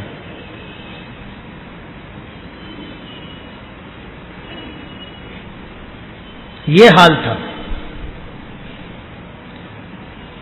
یہ زمانہ جاہلیت تھا۔ اللہ پاک نے ایسے حالات میں، ایسے مقام پر اپنے محبوب کو بھیجا تھا۔ یہی وہ مبارک دن تھا، سرکار دو عالم صلی اللہ علیہ وسلم دنیا میں تشریف لائے تھے۔ اس زمانے میں زنا عام تھا، لوگ زنا کرتے تھے، آ کر مجلس میں فخریہ بیان کیا کرتے تھے۔ جس کے گھر میں جتنی پرانی شراب ہوتی تھی وہ اتنا باعزت سمجھا جاتا تھا۔ جوا کھیلنا، لوٹ مار معمولی بات تھی، جس کے پاس طاقت ہو اس کی حکمرانی ہوتی۔ حضرت عبداللہ بہت خوبصورت تھے، اور حضرت عبداللہ میں سرکار دو عالم صلی اللہ علیہ وسلم کا نور تھا۔ سورہ صافات میں آتا ہے وَنُقَلِّبُكَ فِي السَّاجِدِينَ، اللہ پاک نے سرکار دو عالم صلی اللہ علیہ وسلم کا یہ نطفہ جس سلسلے میں رکھا، حضرت آدم سے لے کر کے جن جن لوگوں کی پشتوں میں آپ کا نطفہ منتقل ہوتا رہا اللہ پاک نے انہیں شرک سے محفوظ رکھا تھا. وَنُقَلِّبُكَ فِي السَّاجِدِينَ. حضرت عبداللہ بہت خوبصورت ہے. مکے کی عورتیں آپ پر مرتی تھیں لیکن حضرت عبداللہ اپنے آپ کو بچاتے تھے. اللہ نے سرکار دو عالم صلی اللہ علیہ وسلم کا نطفہ حضرت عبداللہ کی پشت مبارک میں رکھا تھا. ایک وقت تو وہ بھی آیا کہ پھر رشتے کا موقع آیا تو مدینہ منورہ کی قبیلے بنو نجار کی ایک خاتون سے نبی کریم صلی اللہ علیہ وسلم کا نکاح ہو گیا حضرت آمنہ سے. پھر حضرت آمنہ کے حضرت عبداللہ کی پشت مبارک سے یہ نطفہ منتقل ہو کر کے حضرت آمنہ کے پیٹ میں آیا. حضرت عبداللہ کا وہ چمکتا دمکتا چہرہ مان پڑ گیا, وہ نور منتقل ہو چکا تھا. جب ملک شام پھر تجارت کے لیے گئے تو باپ عبد المطلب نے کہا تھا کہ بیٹے واپس آنے لگو تو مدینے کی طرف سے آنا اور مدینے کی کھجور لیتے آنا. یہ مدینہ منورہ پہنچے اور بیمار ہو گئے, وہیں پر حضرت عبداللہ کا انتقال ہو گیا. ابھی سرکار دو عالم صلی اللہ علیہ وسلم کی پیدائش بھی نہیں ہوئی تھی, باپ کا سایہ اللہ نے اٹھا لیا. کسی نے کہا ہے نا کہ پیدا ہوئے تو باپ کا سایہ اٹھا لیا, پیدا ہوئے تو باپ کا سایہ اٹھا لیا, گھٹنوں چلے تو دادا آدم کو روانہ تھا, چلنے لگے تو مادر و ام ہو گئے پیدا. ہر ایک سایہ سر سے یہ اٹھتا چلا گیا, سائے پسند آئے نہ پروردگار کو, بے سایہ کر دیا گیا اس سایہ دار کو. آپ دنیا میں تشریف بھی نہیں لائے تھے, والد کا انتقال ہو گیا, یتیمی کی حالت میں دنیا میں آئے. اور اس زمانے میں یتیم ہونا تمام تر محرومیوں کا سبب تھا, تمام تر محرومیوں کا سبب تھا. بیٹے کی پیدائش کی خبر حضرت آمنہ کو ملی, دل میں خوشی بھی آئی, آنکھوں میں آنسو آ گئے. حضرت عبداللہ کا درد اور غم تازہ ہو گیا کہ بیٹا تو آیا ہے لیکن یتیمی کی حالت میں آیا. آج یتیموں اس زمانے میں یتیموں کے سر پر کوئی ہاتھ رکھنے والا نہیں تھا, کوئی پرورش کرنے والا, کوئی سنبھالنے والا نہیں تھا. حضرت آمنہ درد و غم میں ڈوب گئی کہ بیٹا تو ہوا ہے لیکن باپ نہیں ہے, یتیمی کی حالت میں آیا. کاش عبداللہ ہوتا تو اسے سنبھالتا, اسے گھماتا, اسے کھلاتا, اس کے لیے کھلونے لاتا, لیکن کچھ بھی نہیں, یتیمی کی حالت میں. اس زمانے کا دستور تھا کہ لوگ اپنے بچوں میں فصاحت اور شجاعت آ جائے, اس کے لیے دیہات سے عورتیں آتی تھیں اور شہر سے بچوں کو, دودھ پیتے بچوں کو لے جایا کرتی تھی. عورتوں کے قافلے آتے رہتے تھے. آیا اور قبیلے بنو سعد, مکہ مکرمہ سے کچھ دوری پر ایک قبیلہ ہے, قبیلے بنو سعد. اور آنے کے بعد ہر گھر سے بچہ لے جانا اور دودھ پلانے کی مدت تک رکھنا, پھر لا کر واپس دے جانا, عورتوں کا یہ کام تھا. عبد المطلب اپنے زمانے کے سردار تھے. جب یہ قافلہ بنو سعد سے چلا تو اس قافلے میں حلیمہ سعدیہ رضی اللہ تعالی عنہا بھی تھی. یہ قبیلے بنو سعد کی بہت غریب خاتون تھی اور یہ وہ زمانہ تھا کہ قحط سالی چل رہی تھی, جانوروں کو چارہ نہیں ملتا تھا, پانی نہیں ملتا تھا, لوگ بھوکے رہتے تھے. ایسے فاقے کی حالت میں وہ لوگ اس امید پر مکہ آئے تھے کہ کسی کے بچے کو لے جائیں گے تو ہم کو کچھ مال و دولت مل جائے گا جس کی وجہ سے ہم اپنا گزر بسر کریں گے. عجیب بات ہے, پہلے جب چلنے لگے تو جس اونٹنی پر حلیمہ سعدیہ سوار تھی اس میں اتنی بھی طاقت نہیں تھی کہ میاں بیوی دونوں اونٹنی پر بیٹھ سکتے. حلیمہ سعدیہ اونٹنی پر اور ان کے شوہر پیدل چلتے ہوئے اونٹ کی نکیل پکڑ کر کے چلتے تھے. لوگوں کے اونٹ کچھ تندرست توانا تھے, وہ تیز چلتے تھے. ان کی اونٹنی کمزور تھی, لاغر تھی, پیچھے رہ جاتی تھی، کچھ آگے جا کر کے وہ لوگ رکتے تھے اور پھر انتظار کرتے تھے۔ اس طرح مکہ مکرمہ پہنچے۔ جو آگے آگے تھے وہ پہلے عبد المطلب کے گھر پہنچے کہ سردار کا گھر تھا۔ آواز دی کہ گھر میں بچہ ہے؟ حضرت آمنہ نے کہا کہ ہاں ہے۔ انہوں نے دوسرا سوال یہ کیا کہ بچے کا باپ ہے؟ اندر سے جواب آیا کہ نہیں، بچے کے باپ نہیں۔ تھوڑی دیر رک کر کے وہ عورتیں وہاں سے واپس ہو گئیں، ایک کے بعد ایک جاتی تھی اور پوچھتی تھی گھر میں بچہ ہے؟ جواب ملتا تھا کہ ہاں ہے۔ پھر پوچھتی تھی کہ بچے کا باپ ہے؟ تو جواب ملتا تھا کہ نہیں۔ تو لوگ واپس ہو جاتے تھے کہ جب بچے کا باپ نہیں ہے، بچہ یتیم ہے، تو ہم کو یہاں سے کیا ملے گا؟ دوسرے گھروں سے انہوں نے بچے لے لیے۔ حلیمہ سعدیہ دوسروں کے دروازے پر پہلے گئی، لیکن وہاں سے بچے دوسری عورتیں لے چکی تھی۔ حلیمہ سعدیہ کو کوئی بچہ نہیں ملا، کوئی بچہ نہیں ملا۔ معلوم پڑا کہ وہاں ایک بچہ ہے لیکن وہ یتیم ہے۔ قافلے کی واپسی کا وقت ہونے لگا۔ قافلے میں جتنی عورتیں تھیں سب کے پاس بچے تھے۔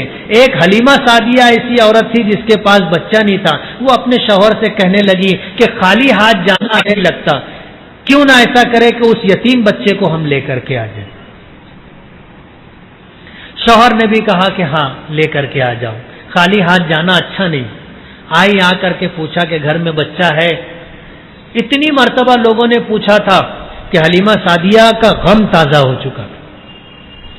جواب دیا کہ ہاں بچہ ہے لیکن بچے کا باپ نہیں ہے۔ دوسرا سوال ادھر سے پوچھا جائے کہ بچے کا باپ ہے، انہوں نے پہلے سے کہہ دیا کہ بچہ ہے لیکن بچے کا باپ نہیں ہے۔ لیکن حلیمہ سعدیہ کو تو پتا تھا، بچہ لینے کے لیے تیار ہو گئی، بچے کو لیا۔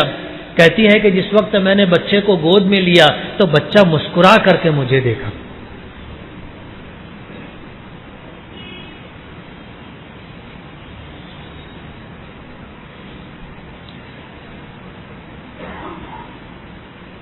بچہ لے کر کے چلی۔ جب ٹھکانے پر پہنچی جہاں سبھی لوگ ٹھہرے ہوئے تھے، اب سفر شروع کرنا تھا، تو کہنے لگی کہ میری گود میں پہلے سے ایک بچہ تھا، میرا اپنا بچہ پہلے سے میرے پاس تھا، وہ بھی دودھ پیتا تھا، اور یہ ایک بچہ میں لے آئی۔ تو میں نے جب دودھ پلانے کا ارادہ کیا کہ اب میں اس بچے کو دودھ پلاؤں، اپنے بچے کو دودھ پلاؤں، تو جب میں نے اس بچے کو دودھ پلانے کے ارادے سے اپنے چھاتی سے قریب کیا تو میری چھاتیاں دودھ سے بھر گئی۔ سیدھی طرف سے اس بچے کو میں نے دودھ پلایا، سیر ہو کر کے بچے نے دودھ پیا۔ اس کے بعد میں نے چاہا کہ دوسری طرف سے بچے کو پلاؤں، تو بچے نے دوسری طرف منہ نہیں لگایا۔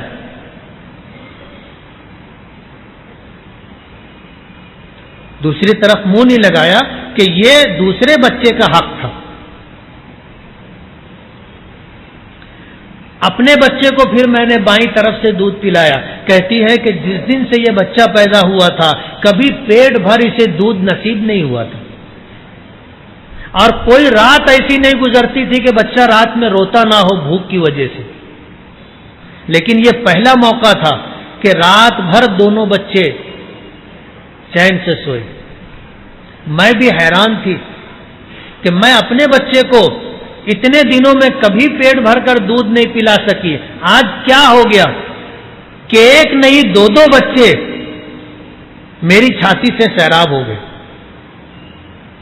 اس کے بعد جب سفر شروع ہوا تو کہتی ہے کہ میں اونٹنی پر بیٹھی تو اونٹنی برق رفتار ہو گئی، تیز چلنے لگی، اب سب سے آگے آگے تیز تیز چلتی تھی۔ تو میں نے محسوس کیا تو یہ تو طاقتور ہو گئی ہے، تو میں نے اپنے شوہر کو بھی بٹھا لیا کہ تم بھی بیٹھ جاؤ، پیدل مت چلو۔ اس کے بعد بھی یہ اونٹنی سب سے آگے آگے، تو قافلے کی ساری عورتیں کہتی تھی کہ حلیمہ یہ وہی اونٹنی ہے جس پر تم آئی تھی یا بدل لی ہے اونٹنی؟ تو میں کہتی تھی کہ دیکھو اس کا کان دیکھو، اس کی دم دیکھو، یہ وہی اونٹنی ہے جس پر ہم آئے۔ سرکار دو عالم صلی اللہ علیہ وسلم کی برکتوں کا ظہور شروع ہو چکا تھا۔ سب سے پہلے قافلے میں پہنچی۔ کہتے ہیں کہ میں جب اپنے گھر پر پہنچی تو ہمارے گھر کچھ بکریاں تھیں، اور دیہات میں رہنے والوں کا گزارا انہی بکریوں کے دودھ پر ہوتا ہے، لیکن ہمارے یہاں قحط سالی تھی، قحط سالی تھی، جانوروں کو چارہ نہیں ملتا تھا، پانی نہیں ملتا تھا، تو دودھ کہاں سے ہوگا؟ لیکن دیکھنا تو تھا کہ دودھ ہے یا نہیں۔ میں نے اپنے شوہر سے کہا کہ دیکھو کسی جانور میں دودھ ہو تو نکالو۔ میرے شوہر نے دودھ نکالنے کے ارادے سے بکری کی پیٹھ پر ہاتھ رکھا تو اس کا تھن دودھ سے بھر گیا، تھن دودھ سے بھر گیا۔ کہنے لگی کہ جو برتن دودھ کا تھا جب دودھ نکالنا شروع کیا تو برتن بھر گیا، تو برتا ہے دوسرا برتن بھر گیا۔ ہمارے یہاں دودھ کے جتنے برتن تھے سب بھر گئے۔ ہم حیران ہو گئے کہ کیا بات ہے۔ اور ہماری بکریاں جنگل میں چرنے جاتی تھیں، جب چر کے آتی تھیں تو ان کے پیٹ بھرے ہوتے تھے اور تھن دودھ سے بھرے ہوتے تھے۔ سارے قبیلے کے لوگ اپنے چرواہوں کو، اپنے گھر والوں کو کہا کرتے تھے کہ یہ حلیمہ کی بکریاں جہاں چرتی ہے وہیں اپنے جانور لے جایا کرو چرانے کے لیے۔ لیکن انہیں نہیں معلوم تھا کہ یہ چراگاہ کی برکت نہیں تھی، یہ چراگاہ کی برکت نہیں تھی، یہ برکت تھی سرکار دو عالم صلی اللہ علیہ وسلم کی۔ کہتے ہیں نا کہ کتنے لوگ ایسے ہوتے ہیں کہ جو در رسول تک پہنچ کر کے محروم واپس آ جاتے ہیں۔ قبیلے کی ساری عورتیں اس دروازے تک پہنچی تھیں، پوچھا بچہ ہے؟ کہا ہاں ہے۔ پوچھا کہ بچے کا باپ ہے؟ کہا نہیں ہے۔ اس دروازے پر پہلے پہنچے تھے لیکن محروم واپس آ گئے۔ اور حلیمہ سعدیہ کے حصے میں یہ دولت لکھی تھی، آخر میں پہنچی اور پھر یہ دولت لے کر کے آئی۔ آج بھی بہت لوگ جاتے ہیں محروم چلے آتے ہیں، نماز نہیں ہوتی ان کی وہاں پر، نماز نہیں پڑھتے وہاں جا کر کے، جماعت سے نماز نہیں پڑھتے۔ میرا بارہا اتفاق ہوا، میرے ساتھ ایسے لوگ تھے جو ایسے ہی تھے۔ ہم جب نماز پڑھ کے آنے لگتے تھے تو یہ جاتے ہوئے نظر آتے تھے۔ ایک مرتبہ ہوا، دو مرتبہ ہوا، اس میں کچھ سلجھے ہوئے نوجوان تھے۔ ایک دن میں نے ان سے پوچھا کہ یار ہم لوگ جب نماز پڑھ کر واپس ہوتے ہیں تو تم لوگ نماز کے لیے جاتے ہو، کیا بات ہے؟ انہوں نے دھیرے دھیرے ساری بات بتائی۔ ان سے میں نے کہا میرے کچھ سوالات ہیں، آپ بتاؤ گے اس کے جواب؟ بولے پوچھو نا۔ میں نے کہا ایک بات بتاؤ، اللہ تعالیٰ کو زیادہ قدرت ہے یا ہماری مسجد کے ٹرسٹی کو زیادہ قدرت ہے؟ کہنے لگے اللہ تعالیٰ کو زیادہ قدرت ہے۔ میں نے کہا سوچ کے جواب دینا۔ بولے ہاں اللہ کو زیادہ قدرت ہے۔ میں نے کہا اچھا یہ بتاؤ ہماری مسجد کے ٹرسٹی کو زیادہ پاور اور اختیار ہے یا سرکار دو عالم صلی اللہ علیہ وسلم کو؟ کہنے لگے سرکار کو۔ میں نے کہا ہماری مسجد میں اگر ایسا امام ہو جس کے پیچھے ہماری نماز نہ ہوتی اور یہ بات مسجد کے ٹرسٹیوں کو معلوم ہو تو وہ اس کو مصلی پر کھڑے ہونے دیں گے؟ اس کو نماز پڑھانے دیں گے؟ کہنے لگے نہیں پڑھانے دیں گے۔ میں نے کہا سوچ کے بولنا ہے۔ کہنے لگے نہیں پڑھانے دیں گے۔ میں نے کہا اگر تم ٹرسٹی رہو گے تو کیا کرو گے؟ بولے مصلی سے ہٹا دیں گے۔ میں نے کہا پھر کیا بات ہے کہ کعبے کی دیوار کے سائے میں ایک شخص امامت کرتا ہے، کعبے کی دیوار کے سائے میں کھڑے ہو کر کے ایک شخص امامت کرتا ہے، اگر اس کی ابتدا میں نماز نہیں ہوتی تو اللہ اس کو اس مصلی پر کھڑا ہونے دیتا؟ مسجد نبوی کے مصلی پر ایسا شخص کھڑا ہو جس کی آواز خود سرکار دو عالم صلی اللہ علیہ وسلم سنتے ہو، اگر وہ ایسا شخص ہو جس کے پیچھے نماز نہ ہوتی ہو تو سرکار اس کو مصلی پر کھڑا رہنے دیں گے؟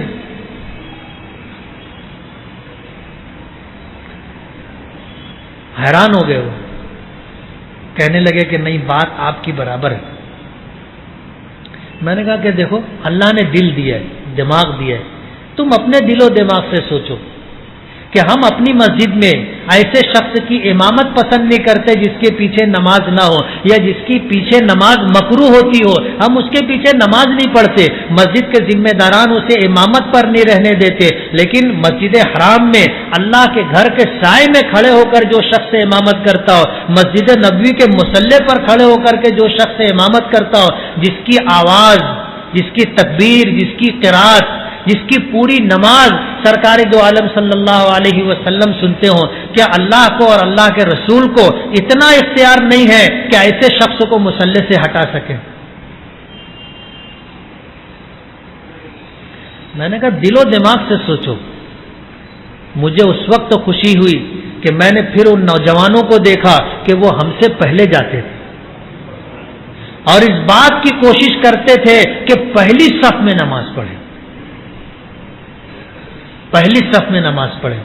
اور اتفاق سے ایک مرتبہ حج کے بعد واپس آ گئے, ان کے شہر میں میرے جانے کا اتفاق ہوا, ان کی مسجد, ان کے گھر گیا تو پھر نماز کا وقت ہوا تو مسجد میں گیا, اور جب مسجد میں نماز کے لیے پہنچے, اقامت شروع ہوئی تو میں کھڑا ہو گیا. سبھی لوگ بیٹھے تھے, میں اکیلا کھڑا ہو گیا تھا.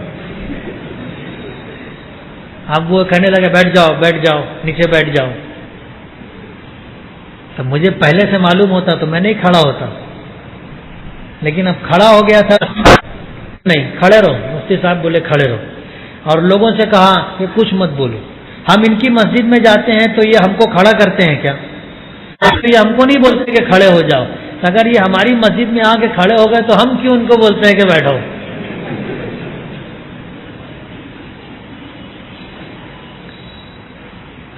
اللہ ہدایت دینا چاہے تو ایسے بھی ہدایت دے دیتا, ایسے بھی ہدایت دے دیتا. تو کتنے ایسے ہوتے ہیں کہ جو در تک لیکن محروم رہتے ہیں. قبیلے بنو سعد کی بہت ساری عورتیں سرکار دو عالم صلی اللہ علیہ وسلم کے در مبارک تک پہنچی تھی, مایوس لوٹی, محروم لوٹی, کچھ نہیں ملا, واپس آ گئی تھی.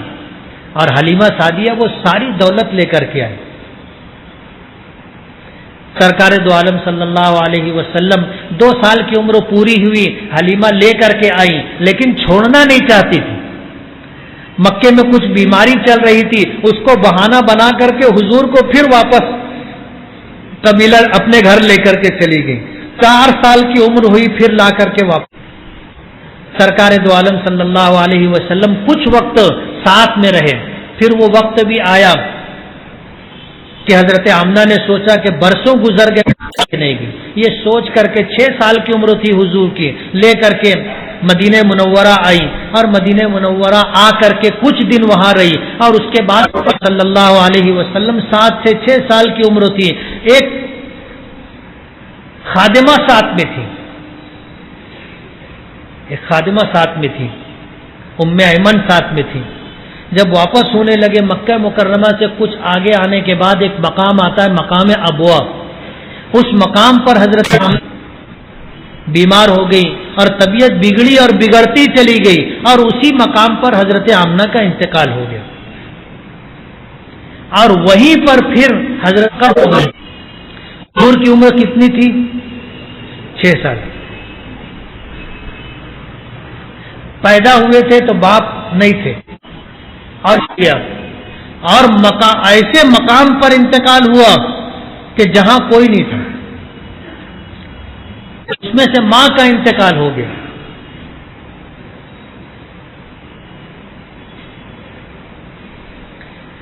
اس وقت کے جو حالات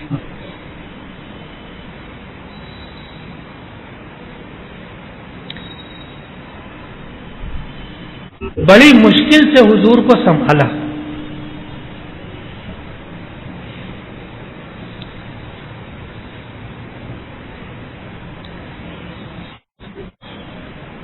ماں کا انتقال ہو,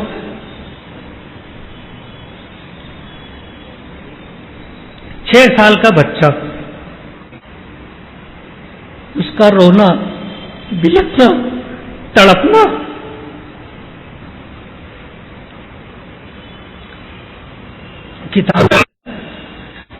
کہ حضور اپنی والدہ کی قبر سے چپٹ گئے تھے، اٹھ نہیں رہے تھے،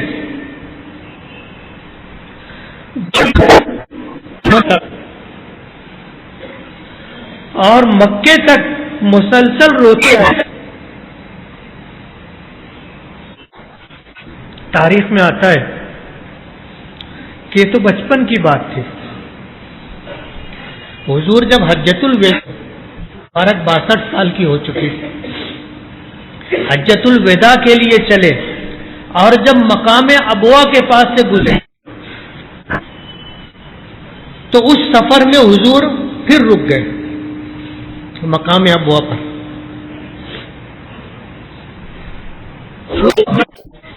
ماں کی قبر تھی،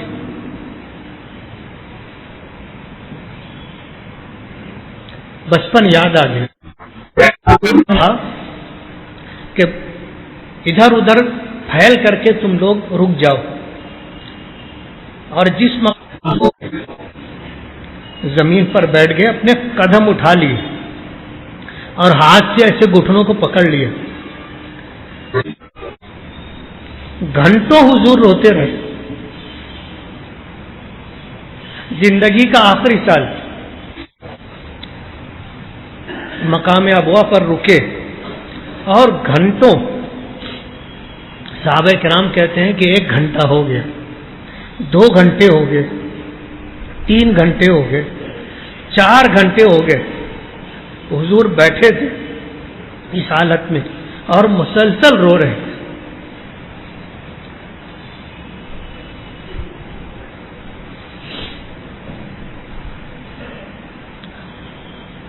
60-61 سال زمانہ گزر گیا تھا۔ 6 سال کی عمر میں والدہ کا انتقال ہوا تھا، اس مقام پر تدفین ہوئی تھی، اور پھر جب آپ کی عمر مبارک 62 سال کی ہوئی، پھر حضور حجۃ الوداع کے موقع پر ادھر سے گزرے تو پھر رک گئے، اور وہ سارا غم آپ کا تازہ ہو گیا۔ حافظ ابن حجر رحمۃ اللہ علیہ نے لکھا ہے کہ نبی کریم صلی اللہ علیہ وسلم کو اللہ پاک نے وہ سارے معجزات عطا کیے تھے جو تمام نبیوں کو اللہ پاک نے دیے تھے۔ حضرت عیسیٰ علیہ الصلوۃ والسلام کو اللہ پاک نے مردوں کو زندہ کرنے کا معجزہ عطا کیا تھا، مردوں کو زندہ کرنے کا معجزہ عطا کیا تھا۔ حضور پاک صلی اللہ علیہ وسلم کو بھی اللہ پاک نے یہ معجزہ دیا تھا۔ اپنی والدہ کی قبر پر گھنٹوں بیٹھے رہے، اللہ سے دعا کرتے رہے۔ لکھا ہے انہوں نے کہ قبر مبارک پھٹی، آپ کی والدہ قبر سے باہر آئے، آ کر انہوں نے ایمان قبول کیا، اور ایمان قبول کر کے پھر واپس قبر میں چلی۔ اللہ نے یہ معجزہ سرکار کو دیا تھا۔ 6 سال کی عمر میں والدہ کا انتقال ہو گیا، 8 سال کی عمر ہوئی دادا کا انتقال ہو گیا، 8 سال کی عمر ہوئی دادا کا انتقال ہو گیا، اور پھر کوئی حضور کی پرورش کرنے والا نہیں تھا۔ اس لیے میں نے وہ شعر سنایا تھا کہ پیدا ہوئے تو باپ کا سایہ اٹھا لیا، گھٹنوں چلے تو دادا عدم کو روانہ تھا، چلنے لگے تو مادر و عم ہو گئے جدا، ہر ایک سایہ سر سے یوں اٹھتا چلا گیا، سائے پسند آئے نہ پروردگار کو، بے سایہ کر دیا گیا اس سایہ دار کو۔ حضور کی عادت شریفہ تھی کسی کا احسان اپنے اوپر رکھتے نہیں تھے، سب کا احسان ادا کر دیتے تھے، کسی کا احسان باقی نہیں رکھا تھا۔ کہا کرتے تھے کہ میں نے سب کا احسان ادا کر دیا سوائے حضرت خدیجہ کے اور حضرت ابوبکر صدیق کے، ان کے احسانات کا بدلہ اللہ پاک دیں گے۔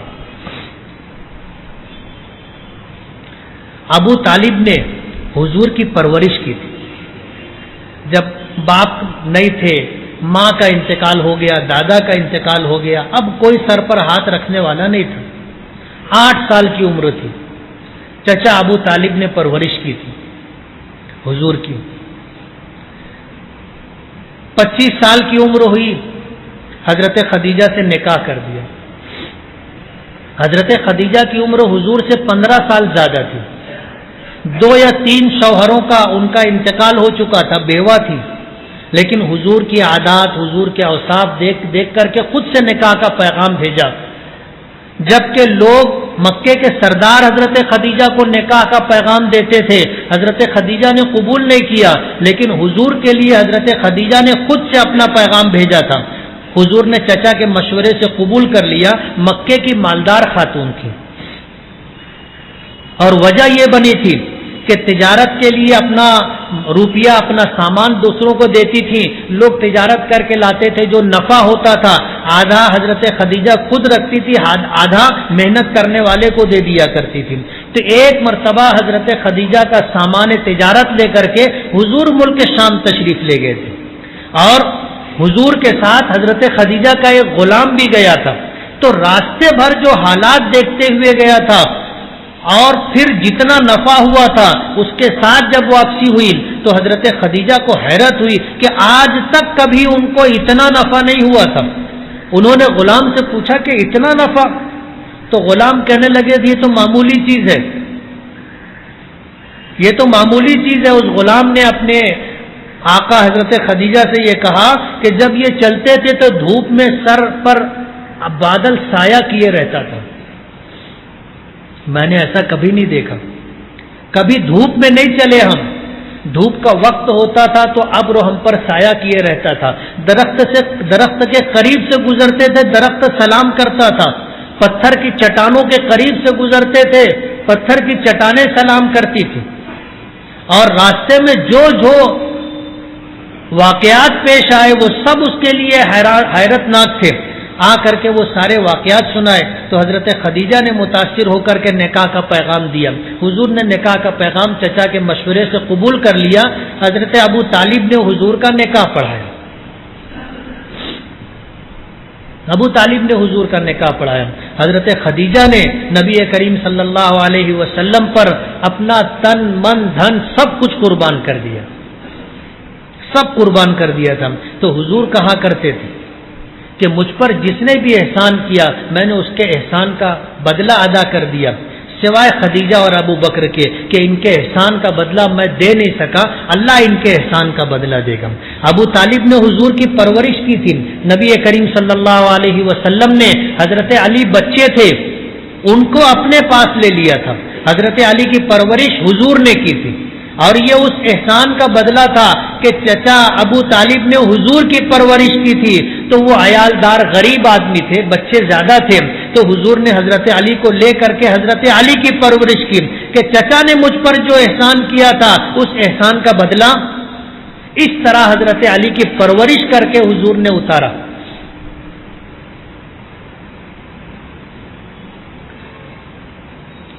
तो हजरत अली हुजूर के परवरदा थे, ऐसी परवरिश की थी कि बच्चों में सबसे पहले ईमान कबूल करने वाले हजरत अली थे,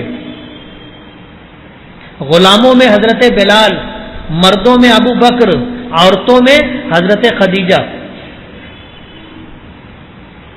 हजरत अली ने बचपन में ईमान कबूल कर लिया था, और अल्लाह ने ऐसा ईमान अता किया था कि जब हुजूर हिजरत करके मक्के से मदीना जाने लगे तो मक्के वालों की अमानतें नबी करीम सल्लल्लाहु अलैहि वसल्लम के पास थी। और ये वो रात थी कि जब मक्के के लोगों ने, कबाइलों ने मिल करके ये फैसला कर लिया था कि नाउजुबिल्लाह हुजूर को कत्ल कर देना, कत्ल करने के इरादे से हुजूर के घर को घेर लिया था। ऐसे वक्त में नबी करीम सल्लल्लाहु अलैहि वसल्लम ने हजरत अली को बुलाया, परवरिश में थे, हुजूर के घर में थे, और हुक्म दिया कि तुम मेरे बिस्तर पर सो जाओ, ये मक्के वालों की अमानतें हैं, सुबह होगी तो ये अमानत लोगों को वापस कर देना और मुझसे आकर मदीने मुनव्वरा में मुलाकात करना। हुजूर ने अपने बिस्तर पर हजरत अली को लेटाया, सुलाया। जबकि हुजूर को कत्ल करने के लिए सारे कबाइल के नौजवान हुजूर के घर को घेरे हुए थे और घर में घुस गए वो लोग, लेकिन उनके घुसने से पहले हुजूर ने जब हिजरत का सफर करना था, दरे दौलत पर आए ایک جھک کر کے زمین سے ایک مٹھی مٹی اٹھائی اور شاہت الوجوہ کہہ کر کے جب پھینکا تو اللہ نے یہ مٹی سب کی آنکھوں میں پہنچا دی، سب کی آنکھوں میں پہنچا دی، سب آنکھ ملنے لگے اور ان کے درمیان سے حضور نکل کر کے حضرت ابو بکر کے گھر گئے اور پھر حضرت ابو بکر کے گھر سے سفر شروع کیا تو غار ثور پہنچے۔ کسی نے حضرت علی سے پوچھا تھا کہ علی، جس وقت حضور نے تم کو اپنے بستر پر لٹایا تھا، جبکہ لوگ حضور کو قتل کرنے کے لیے حضور کے گھر کو گھیرے ہوئے تھے، حضور کے بستر پر تمہیں نیند آئی تھی؟ ظاہر بات ہے اس بستر پر سونا اپنے آپ کو موت کے منہ میں ڈالنا تھا، اور لوگ قتل کرنے کے ارادے سے گھسے تو آتے ہی ہلہ بول دیا، لیکن دیکھا تو حضرت علی سے سب رک گئے، حضور تو نکل چکے تھے ہجرت کے سفر پر۔ حضرت علی سے کسی نے پوچھا کہ نیند آئی تھی حضور کے بستر پر؟ تو کہنے لگے کہ ہاں، ایسی نیند آئی تھی کہ اس رات سے پہلے کبھی ویسی نیند نہیں آئی اور اس رات کے بعد کبھی ویسی نیند نہیں آئی۔ لوگوں نے پوچھا کیوں؟ تو کہنے لگے کہ اس لیے کہ حضور نے یہ فرمایا تھا کہ علی تم میرے بستر پر سو اور صبح اٹھ کر کے لوگوں کی امانتیں لوگوں کو واپس کر دینا اور مجھ سے آ کر کے ملاقات کرنا، تو مجھے 100% یقین تھا کہ آج کی رات میں نہیں مروں گا، آج کی رات مجھے موت نہیں آئے گی، اس لیے کہ حضور نے مجھے یہ حکم دیا ہے کہ صبح ہوگی یہ امانت لوگوں کو واپس کر دینا، پھر آ کر کے مجھ سے ملنا، تو مجھے 100% یقین تھا کہ آج کی رات میں نہیں مروں گا۔ اس لیے اس رات میں جیسی میٹھی نیند میں سویا تھا اس سے پہلے کبھی نہیں سویا، اس کے بعد آج تک نہیں سویا۔ حضور نے پرورش کی تھی ایسا ایمان۔ حضرت علی پھر جوان ہو چکے تھے، ہجرت کر کے مدینہ منورہ آئے، حضور کے گھر میں رہتے تھے۔ حضرت فاطمہ رضی اللہ تعالی عنہا سے رشتے کے لیے پیغامات آنے شروع ہو گئے، بڑے بڑے لوگوں نے پیغام بھیجا، حضور نے کسی کو کوئی جواب نہیں دیا۔ حضور کی منشا سمجھ کر کے حضرت ابو بکر صدیق نے حضرت علی سے کہا کہ تم نکاح کا پیغام دو، فاطمہ کے لیے تم نکاح کا پیغام دو۔ حضرت علی کہتے تھے کہ میری ہمت نہیں ہوتی تھی، میری ہمت نہیں ہوتی تھی، میں موقع کی تلاش میں تھا۔ ایک دن تیز دھوپ تھی، دوپہر کا وقت تھا، کوئی نہیں تھا، حضور اکیلے تھے۔ ہمت کر کے میں آگے بڑھا اور میں نے جا کر کے حضور سے گزارش کی، درخواست کی، میں نے فاطمہ کا رشتہ مانگا۔ نبی کریم صلی اللہ علیہ وسلم نے جواب دیا مرحبا، مرحبا کا۔ حضرت علی کہتے ہیں میں تو بہت خوش ہوا، جا کر میں نے حضرت ابو بکر کو اس بات کی خبر دی۔ حضرت ابو بکر نے مجھے مبارکباد دی، نبی کریم صلی اللہ علیہ وسلم سے آ کر کے ملے۔ حضور نے حضرت علی کو بلایا، پوچھا علی تمہارے پاس کچھ ہے؟ حضرت علی کہنے لگے کہ میرے پاس یہ تلوار ہے، یہ زرہ ہے۔ تو حضور نے فرمایا کہ تلوار تو تم اپنے پاس رکھو، زرہ کے متعلق کہا کہ اس کو تم نیلام کرو، اس کو بازار میں لے جا کر بیچ دو، جو قیمت آئے گی وہ لے کر کے آنا، اس قیمت سے تمہارے لیے کچھ سامان خرید لیں گے۔ حضرت علی کا گھر بھی نہیں تھا، حضرت علی کا گھر بھی نہیں تھا۔ جب حضور نے حضرت فاطمہ کا رشتہ حضرت علی سے کیا تو اس موقع پر حضرت علی جو زرہ بازار میں بیچنے گئے، حضرت عثمان کو خبر ہوئی تو حضرت عثمان غنی نے 400 درہم میں وہ زرہ خریدی تھی۔ کتنے میں؟ 400 درہم میں، جبکہ اس زرہ کی قیمت 10 درہم بھی نہیں تھی، لیکن حضرت عثمان غنی نے اس زرہ کی قیمت 400 درہم دی۔ وہ 400 درہم لیا اور زرہ حضرت عثمان کے حوالے کی، واپس ہونے لگے، کچھ دور گئے، حضرت عثمان نے آواز دی اور بلایا، حضرت علی رکے، آئے، کہنے لگے کہ علی تمہیں فاطمہ سے نکاح مبارک ہو، یہ پیشگی تحفہ میری طرف سے۔ جو زرہ خریدی تھی وہی زرہ پھر ان کو تحفے میں واپس دے دی۔ واپس آئے، وہ 400 درہم حضور کو دیا، حضور نے حضرت ابو بکر کو دیا اور کہا کہ ان کے لیے گھریلو سامان مہیا کرو۔ تو حضرت ابو بکر نے پھر ایک چمڑے کا بستر جس میں کھجور کی چھال بھری ہوئی تھی تکیا، ایک مشکیزہ پانی کا، ایک چکی، ایک مٹکا، ایسی کچھ چیزیں خریدی. یہ حضرت علی کو جو سامان دیا گیا تھا، یہ حضرت علی نے جو زرہ بیچی تھی اس کی قیمت سے حضور نے حضرت ابو بکر کو دے کر کے انتظام کروایا تھا. لوگ کہتے حضور نے اپنی بیٹی فاطمہ کو جہیز دیا تھا. اس کو جہیز کہیں گے؟ یہ سامان کس کے پیسے سے خریدا گیا تھا؟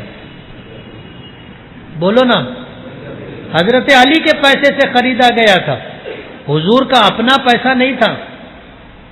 یہ تو حضرت علی نے زیرہ بیچی تھی، حضرت عثمان نے زیادہ قیمت دے کر خریدی تھی، اسی پیسے سے حضرت علی کے لیے سامان مہیا کیا گیا تھا. حضرت علی سے زیادہ غریب کوئی ہوگا؟ آج اتنے بڑے مجمع میں کوئی ایسا آدمی ہو جو حضرت علی سے زیادہ غریب ہو؟ لیکن جب نکاح ہوا تو حضور نے مہر کیا رکھا معلوم ہے؟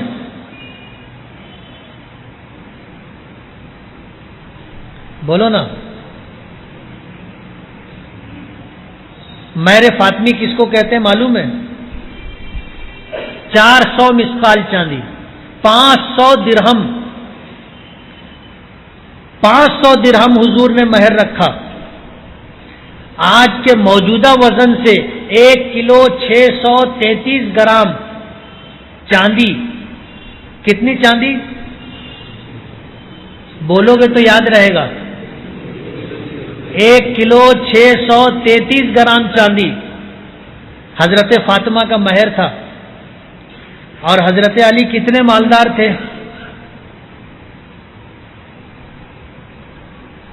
کچھ بھی نہیں تھا ان کے پاس.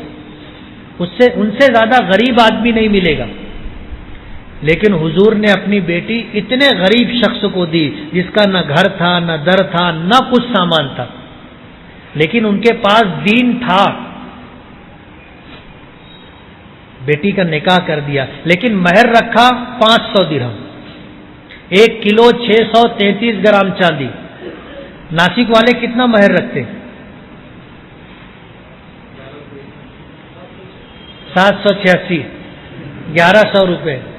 آج 1 کلو 633 گرام چاندی کی کیا قیمت ہوگی؟ چاندی کیا تولہ ہے؟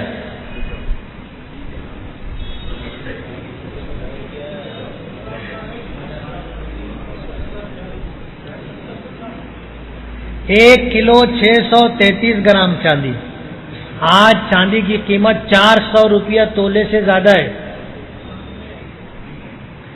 یعنی 60-70 ہزار روپیہ حضور نے اپنی بیٹی حضرت فاطمہ کا مہر رکھا تھا. اور شوہر کیسے تھے؟ انتہائی غریب. آج ہمارے یہاں شادی میں لاکھوں روپیہ خرچہ کرتے اور مہر کتنا رکھتے؟ 1100 روپیہ. کوئی احسان کرتا ہے تو 2100 روپیہ رکھ دیتا ہے. حضور نے فرمایا من احیا سنتی عند فساد امتی فلہ اجر 100 شہید. جس شخص نے میری کسی ایسی سنت کو زندہ کیا جو مر چکی تھی تو اسے 100 شہیدوں کا ثواب دیا جائے گا. 100 شہیدوں کا ثواب. حضور نے جتنے نکاح کیے تمام بیویوں کو آپ نے 500 درہم مہر دیے، تمام بیویوں کو. ایک ام حبیبہ رضی اللہ تعالی عنہا تھی جن کا مہر 400 دینار تھے.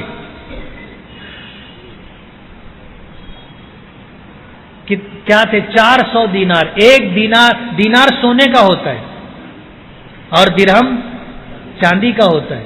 تمام بیویوں کو حضور نے مہر دیا تھا 500 درہم، یعنی سب کو 1 کلو 633 گرام چاندی حضور نے مہر میں دی تھی. لیکن ایک بیوی ام حبیبہ کا مہر سب سے زیادہ تھا، 400 دینار تھے. یہ وہاں ملک حبشہ میں تھی، مکے سے ہجرت کر کے وہاں گئی تھی اور وہاں پر ان کے شوہر کا انتقال ہو گیا تھا، بیوہ ہو گئی تھی. عدت گزر گئی تو پھر حضور نے نکاح کا پیغام دیا تھا. شاہ حبشہ نے حضور کے وکیل بن کر کے نکاح کروایا تھا اور مہر اپنی طرف سے انہوں نے ادا کیا تھا 400 دینار. سرکار دو عالم صلی اللہ علیہ وسلم کی سیرت کے بہت سارے گوشے ہیں. پھر وہ وقت بھی آئے کہ اللہ نے آپ کو غار حرا میں نبوت عطا فرمائی اور آپ کو اللہ نے ایسی نبوت اور رسالت عطا کی کہ انبیاء کرام علیہم الصلاۃ والسلام تمنا کیا کرتے تھے کہ حضور کی امتی بنا کر کے اللہ پاک پیدا فرماتے، دعا کیا کرتے تھے. اللہ نے ایسا نبی ہم کو عطا کیا، ایسا رسول ہمیں عطا کیا. آپ قرآن کریم لے کر کے آئے جسے قیامت تک محفوظ رکھنے کا اللہ نے وعدہ فرمایا. ایسی شریعت اللہ نے عطا کی آپ کے ذریعے سے جو ہر اعتبار سے کامل و مکمل.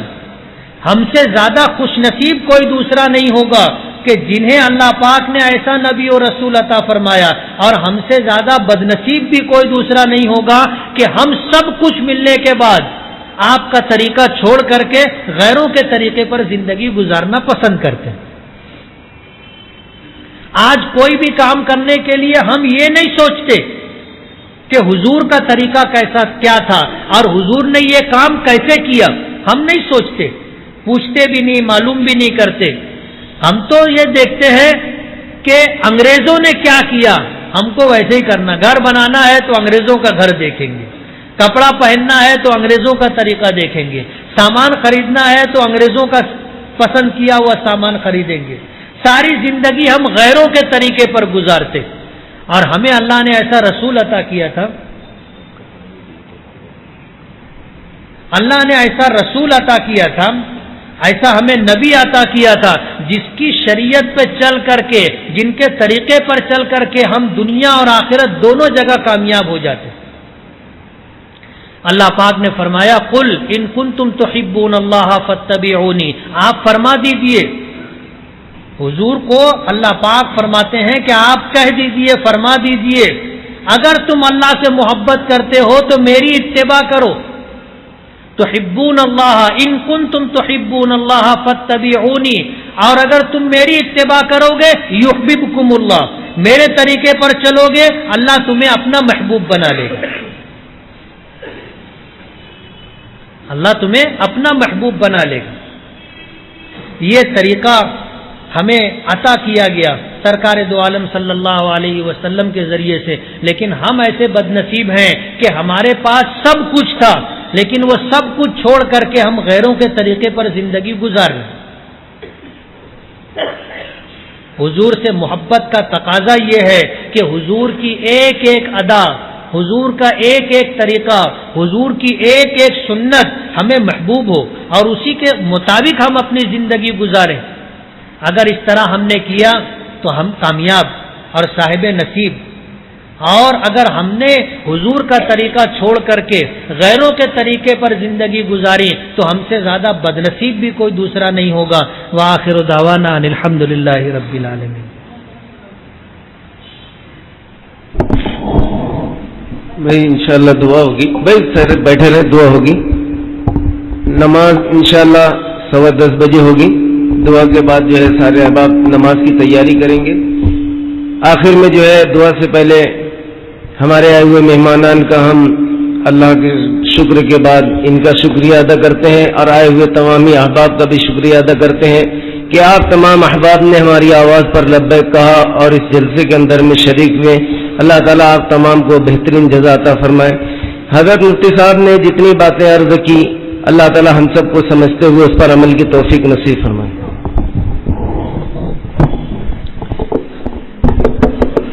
بسم اللہ الرحمن الرحیم. الحمدللہ رب العالمین.